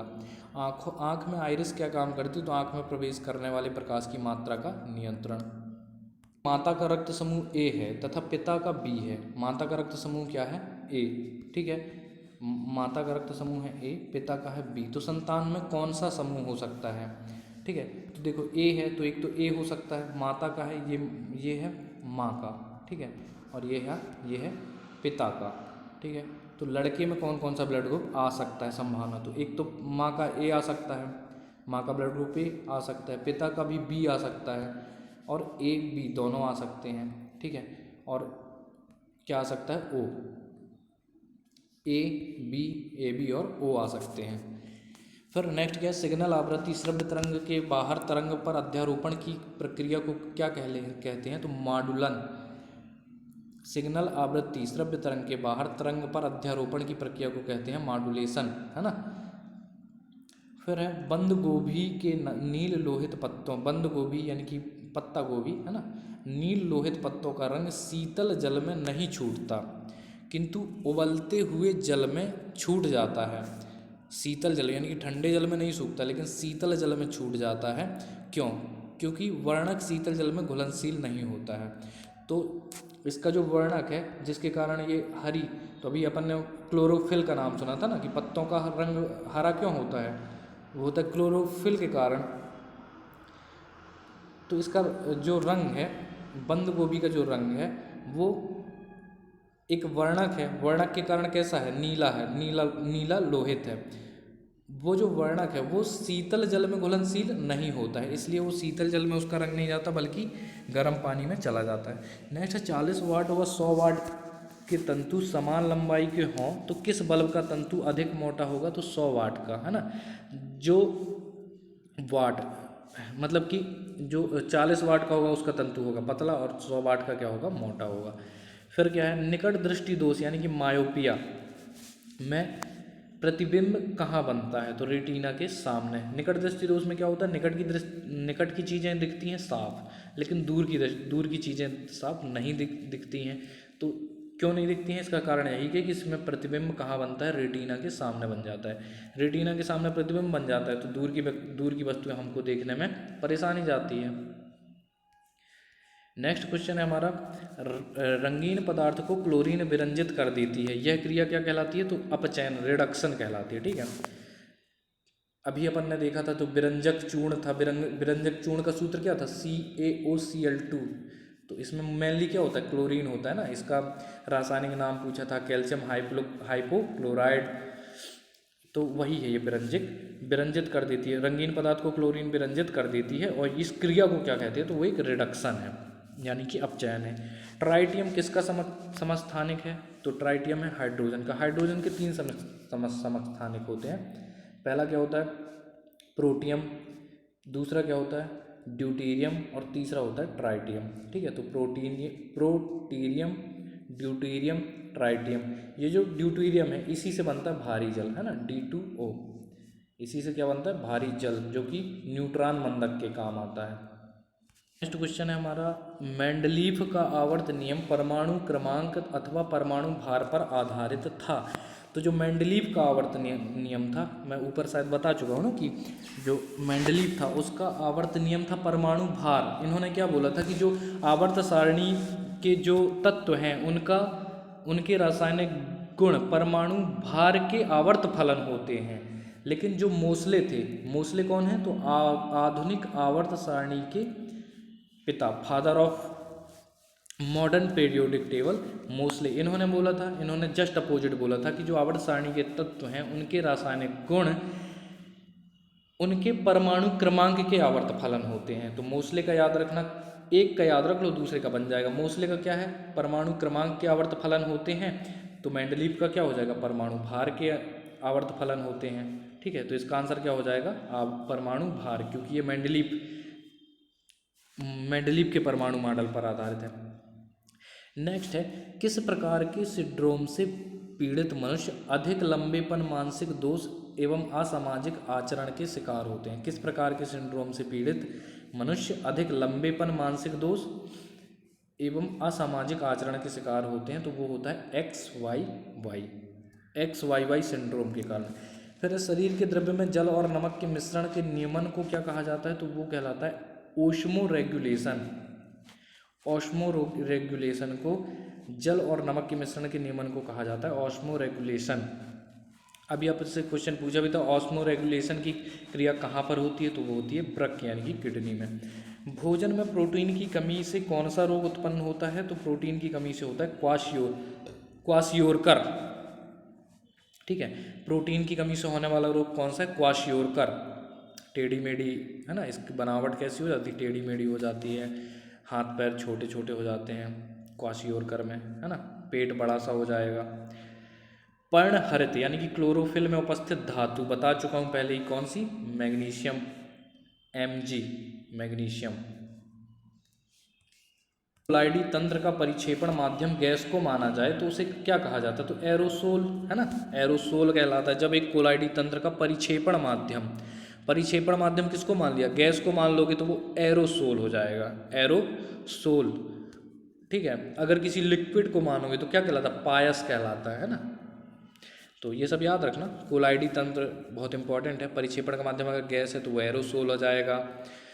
फिर एक प्रेक्षक उत्तर की ओर मुंह करके दिशा में जाते हुए इलेक्ट्रॉन को देखता है कि वह पश्चिम की ओर विक्षेपित हो जाती है। प्रक्षेप की स्थिति बताओ, तो दक्षिणी गोलार्ध में, सिंपल है। एक प्रेक्षक उत्तर की ओर मुंह करके, उत्तर की ओर, उसका मुख कहाँ है, मान लो इसको करते, ये मुख है उत्तर की ओर हो गया किसका, प्रेक्षक का।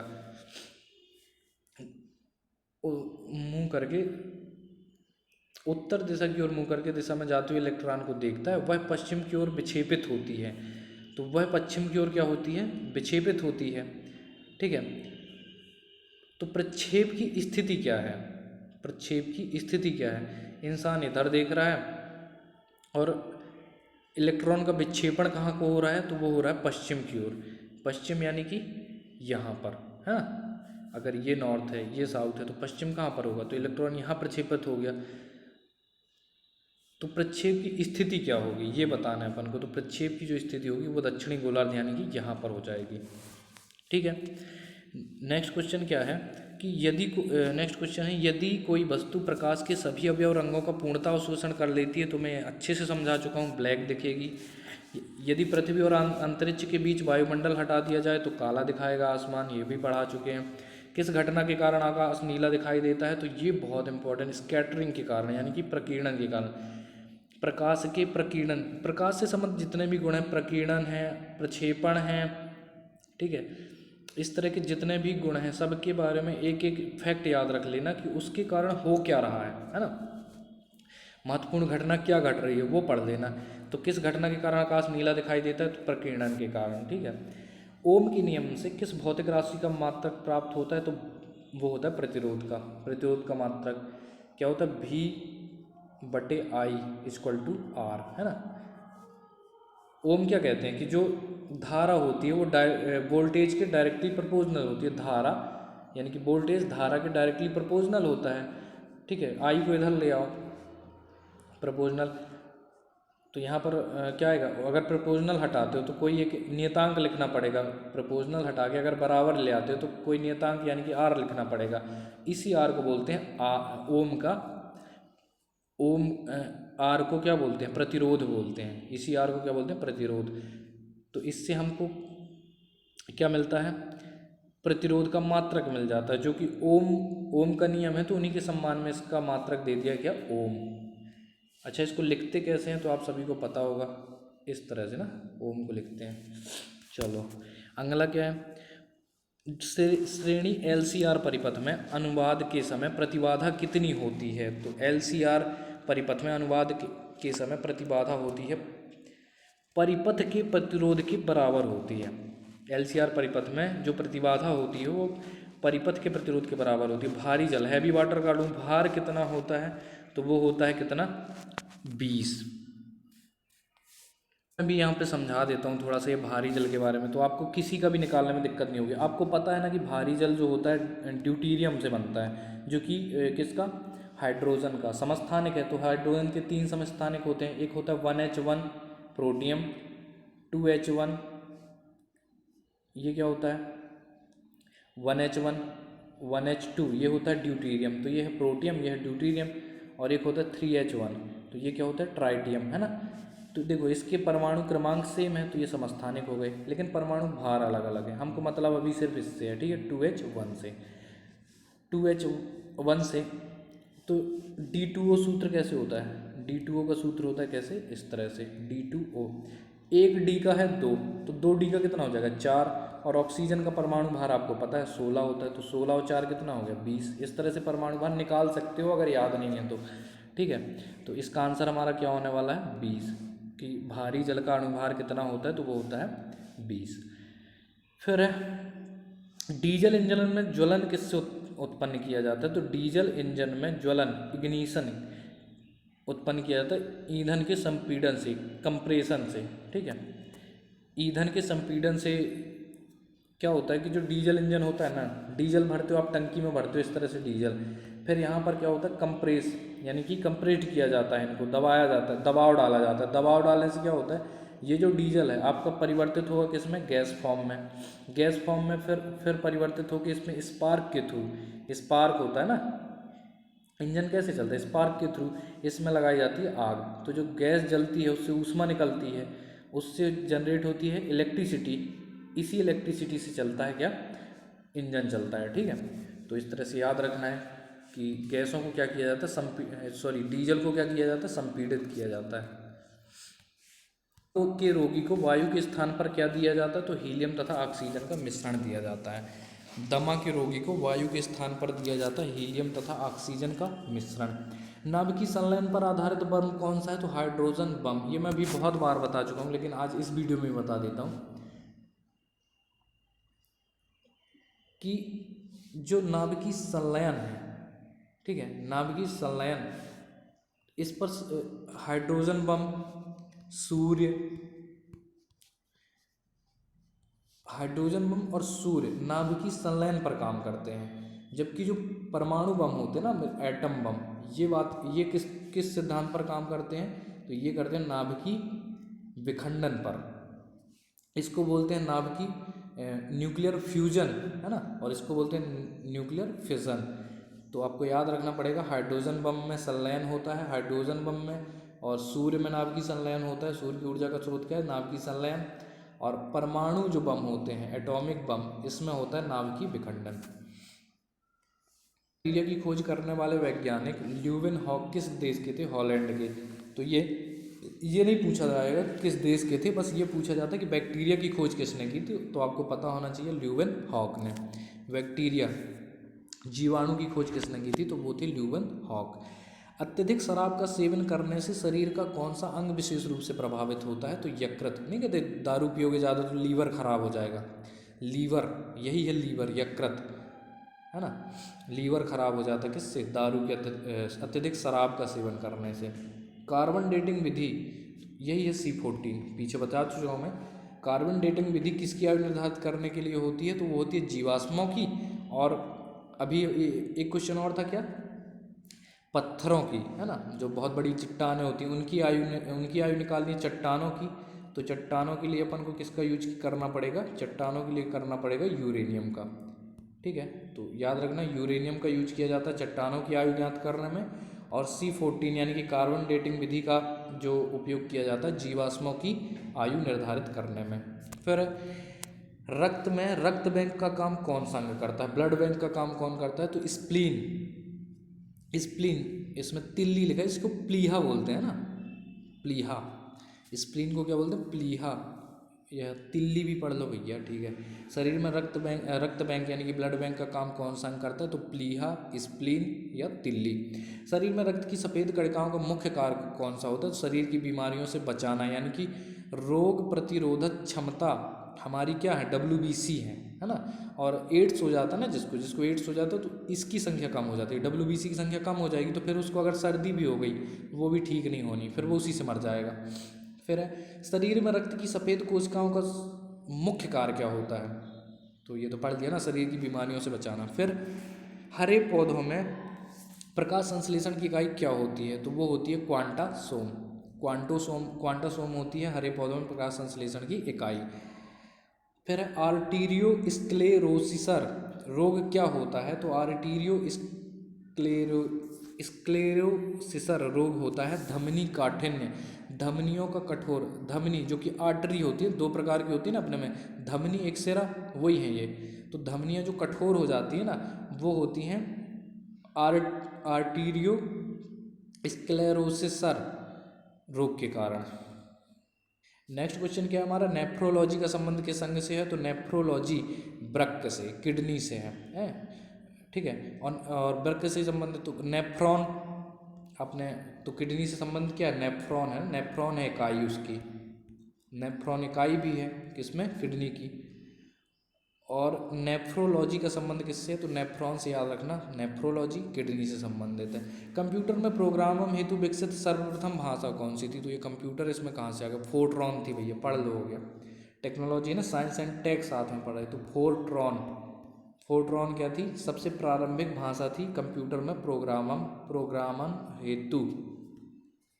प्रकोष्ठ होते हैं, तो मछली के हृदय में केवल प्रकोष्ठ होते हैं 2, ठीक है। तो मछली के हृदय में कितने प्रकोष्ठ होते हैं, 2। जैसे अपने हृदय में कितने होते हैं, 4 प्रकोष्ठ होते हैं। ऊपर होते हैं आलिंद और नीचे होते हैं क्या, निलय। ऊपर आलिंद होते हैं, नीचे होते हैं निलय। तो इसको बोलते थे दायां निलय, इसको बायां निलय, इसको दायां आलिंद, इसको दायां निलय, इसको बायां निलय। इस तरह से अपने प्रकोष्ठ कितने हो जाते हैं हृदय में, 4। लेकिन मछली में क्या रहेगा, मछली में रहेगा सिर्फ एक आलिंद और एक निलय, यानी कि इस तरह से समझ लो, ये है आलिंद, ये है निलय, 2 प्रकोष्ठ होंगे किसमें, मछली में, मछली के हृदय में। फिर 40 वर्ष पूरे हो जाने पर चर्चित अप्सरा क्या है, न्यूक्लियर रिएक्टर है, अप्सरा न्यूक्लियर रिएक्टर है, जो कि भारत की है। 40 वर्ष पूरे हो गए हैं तो ये चर्चित है अप्सरा। मानव शरीर में रक्त से अवांछनीय पदार्थों को पृथक करने का कार्य कौन कर सकता है, तो रक्त से अवांछनीय पदार्थ को पृथक करना हो, रक्त का शुद्धिकरण पूछे, सब कहाँ पर होता है, तो किडनी पर होता है, ठीक है, वृक्क पर होता है। डायनमो, ये मैं बता चुका हूँ, डायनमो का कार्य क्या है, यांत्रिक ऊर्जा से विद्युत ऊर्जा का उत्पादन, यांत्रिक ऊर्जा को क्या करता है, विद्युत ऊर्जा में परिवर्तित कर देता है डायनमो, इसी को जनरेटर बोलते हैं अपने यहाँ, है ना।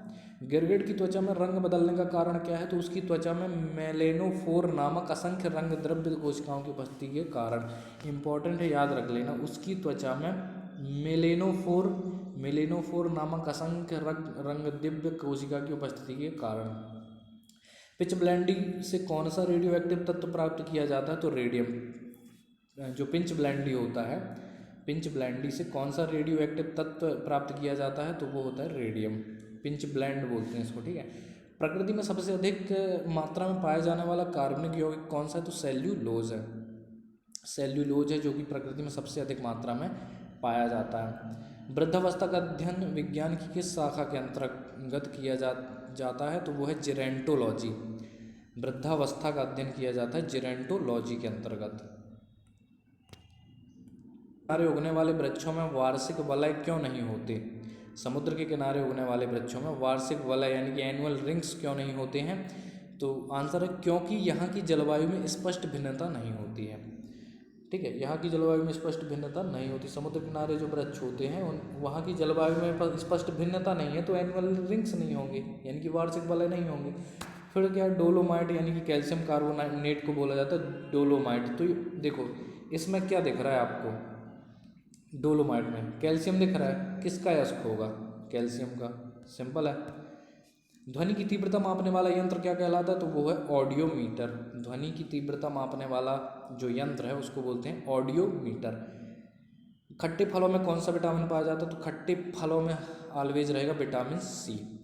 ठीक है, जितने भी खट्टे पदार्थ है उसमें क्या मिलेगा, विटामिन सी यानी कि स्कारबिक एसिड। दूध का खट्टा होना किसके द्वारा होता है, तो वो होता है जीवाणु द्वारा। ठीक है, जीवाणु द्वारा हो जाता है। रेफ्रिजरेटर में प्रशीतक क्या होता है, तो ये होता है फ्रियोन। फ्रियोन ये जो क्लोरोफ्लोरोकार्बन है ना CFC, इसी को बोलते हैं फ्रियोन, जो कि ओजोन के क्षरण के लिए उत्तरदायी गैस है। यही है CFC फ्रियोन, जो कि रेफ्रिजरेटर में प्रशीतक के रूप में उपयोग की जाती है। ठीक है, फिर क्या है, श्वेत प्रकाश के वर्णक्रम में प्रिज्म द्वारा सर्वाधिक विचलित होने वाला कौन सा रंग है, तो बैगनी है। ठीक है, क्या होता है कि जब अपन प्रिज्म में से किसी एक श्वेत किरण को गुजारते हैं तो वो तो 7 रंगों में क्या होती है, विभाजित हो जाती है। ठीक है, तो इस तरह से 7 रंग में, तो जो रेड है ना, रेड होता है सबसे ऊपर, और जो बैगनी है, जबकि पहला रंग कौन सा, बैगनी है, तो पहला वाला रंग चला जाता है सबसे नीचे, और जो रेड वाला है वो चला जाता है सबसे ऊपर, है ना। जबकि जो हमारा इंद्रधनुष होता है, रेनबो होता है, उसमें सबसे ऊपर होता है बैगनी, है ना। प्रिज्म में उल्टा होता है, रेड पहले रहेगा, बैगनी बाद में रहेगा। तो इसका मतलब जो हमारा सबसे ज़्यादा सर्वाधिक विचलित होने वाला कौन सा रंग है, तो वो हो जाएगा वायलेट यानी कि बैगनी। ठीक है, और सबसे कम पूछा जाएगा तो क्या बता दोगे, रेड। दूध से दही बनाने में कौन सा बैक्टीरिया सहायक होता है, तो ये फिर से पूछे, लैक्टोबैसिलस। ठीक है, तो हमने दूध के दही के बारे में बहुत कुछ पढ़ लिया। एक तो दूध का खट्टा होना किसके कारण, तो जीवाणु द्वारा। कौन सा जीवाणु है वो, लैक्टोबैसिलस जीवाणु है। कौन सा जीवाणु है, लैक्टोबैसिलस जीवाणु है। और एक एंजाइम का नाम पढ़ लिया है ना, एंजाइम भी है जिस एंजाइम के कारण दूध से दही बनता है, तो वो है रेनिन। कौन सा एंजाइम है, रेनिन। फिर मनुष्य के मस्तिष्क का सबसे बड़ा भाग कौन सा होता है, तो वो होता है सेरिब्रम। सेरिब्रम प्रामस्तिष्क, हिंदी में बोलते हैं प्रामस्तिष्क, सेरिब्रम। सोचने समझने की शक्ति भी कहाँ होती है, सेरिब्रम में, यानी कि प्रामस्तिष्क में होती है, और सबसे बड़ा भाग भी यही है।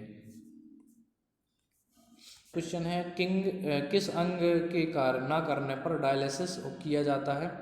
डायलिसिस तो वृक्क यानी कि किडनी के काम ना करने पर डायलिसिस किया जाता है। राइफल चलाने पर लगने वाला झटका किसके संरक्षण का उदाहरण है, तो रेखीय संवेग संरक्षण के उदाहरण पर। रेखीय संवेग संरक्षण क्या कहता है कि रेखीय संवेग संरक्षण, इसी का रॉकेट ऊपर जाता है ना, इसका फॉलो करता है रेखीय संवेग संरक्षण का, यानी कि जो गैसें होती है, रॉकेट कैसे जाता है ऊपर, है ना, रॉकेट ऐसा होता है, रॉकेट नोदन पड़ा होगा ना यार, इस तरह से। तो रॉकेट जो गैसें क्या करता है, गैसें जितने बल से पीछे निकालता है उतने ही मतलब बल से ये ऊपर की ओर जाता है। जो गति का तीसरा नियम है, जितना बल ये गैसें पीछे लगाएंगी उतनी गति से ये ऊपर जाएगा। ठीक है, तो जो संवेग है, इनका संवेग परिवर्तन की जो दर है वो हमेशा सेम रहेगी। ठीक है, संवेग में परिवर्तन की दर हमेशा क्या रहेगी, सेम रहेगी। इसी तरह से क्या होता है, राइफल से जब गोली निकलती है, इस तरह से राइफल होती है ना, इससे जब गोली आगे की ओर निकलेगी तो बल कहाँ को लगा, आगे को। तो जितना बल गोली पे लगाया है किसने, इस स्प्रिंग ने, उतना ही बल गोली लगाएगी पीछे की ओर, इसलिए धक्का लगता है पीछे को। ठीक है, तो ये छोटी सी बात थी, लॉजिक याद रखना। चंद्रमा पर वायुमंडल ना होने का कारण क्या है, तो वहाँ सभी गैसों का वर्ग माध्य मूल है ना। ये VRMS का सुना होगा आपने, VRMS, जो साइंस बैकग्राउंड से होंगे तो उन्होंने तो इसका व्यंजक सॉल्व किया होगा। उसके पलायन वेग से अधिक है, तो वहाँ पर सभी गैसों का जो वर्ग माध्य मूल है उसके पलायन वेग से अधिक है, तो पलायन वेग से अगर अधिक है तो यहाँ पर वायुमंडल होने की संभावना ही नहीं है। ठीक है, नेक्स्ट क्या है कि प्रयोगशाला में सर्वप्रथम जीन का संश्लेषण करने वाला वैज्ञानिक कौन था, हरगोविंद खुराना, है ना। तो हरगोविंद खुराना है, इन्होंने सबसे पहले जीन का संश्लेषण किया था प्रयोगशाला में। ठीक है दोस्तों, तो अब वीडियो बहुत ज़्यादा लंबा हो चुका है, 2 घंटे का लगभग हो गया है ना। तो इसको मैं 2 से 3 पार्ट के अंदर अपन कवर करेंगे, और आपको इसको कुछ नहीं करना, 2 से 3 बार आप सुनेंगे तो पाएंगे कि आपको इतना याद हो जाएगा कि एग्ज़ाम में आप टिक लगा के तो कम से कम आ ही सकते हैं। ठीक है, तो टाइम वेस्ट नहीं करना है, पढ़ना है। साइंस भी एक इम्पॉर्टेंट रोल है, 20 नंबर की साइंस पूछी जाती कम से कम, है ना, कांस्टेबल के अंदर। तो ये जो वन लाइनर कॉमन फैक्ट हैं जो कि बार बार एग्ज़ाम में पूछे जाते हैं, उन्हीं को मैंने यहाँ पर शामिल किया है। अगर आपको पसंद आए तो इसको शेयर ज़रूर कर दीजिएगा, जो बच्चे और भी तैयारी कर रहे हैं उनके तक पहुँच सके। ठीक है, बाकी हम तो आपके साथ लगे ही हैं। ठीक है, तो इसी के साथ पढ़ते रहिए, खुश रहिए। जय हिंद, जय भारत।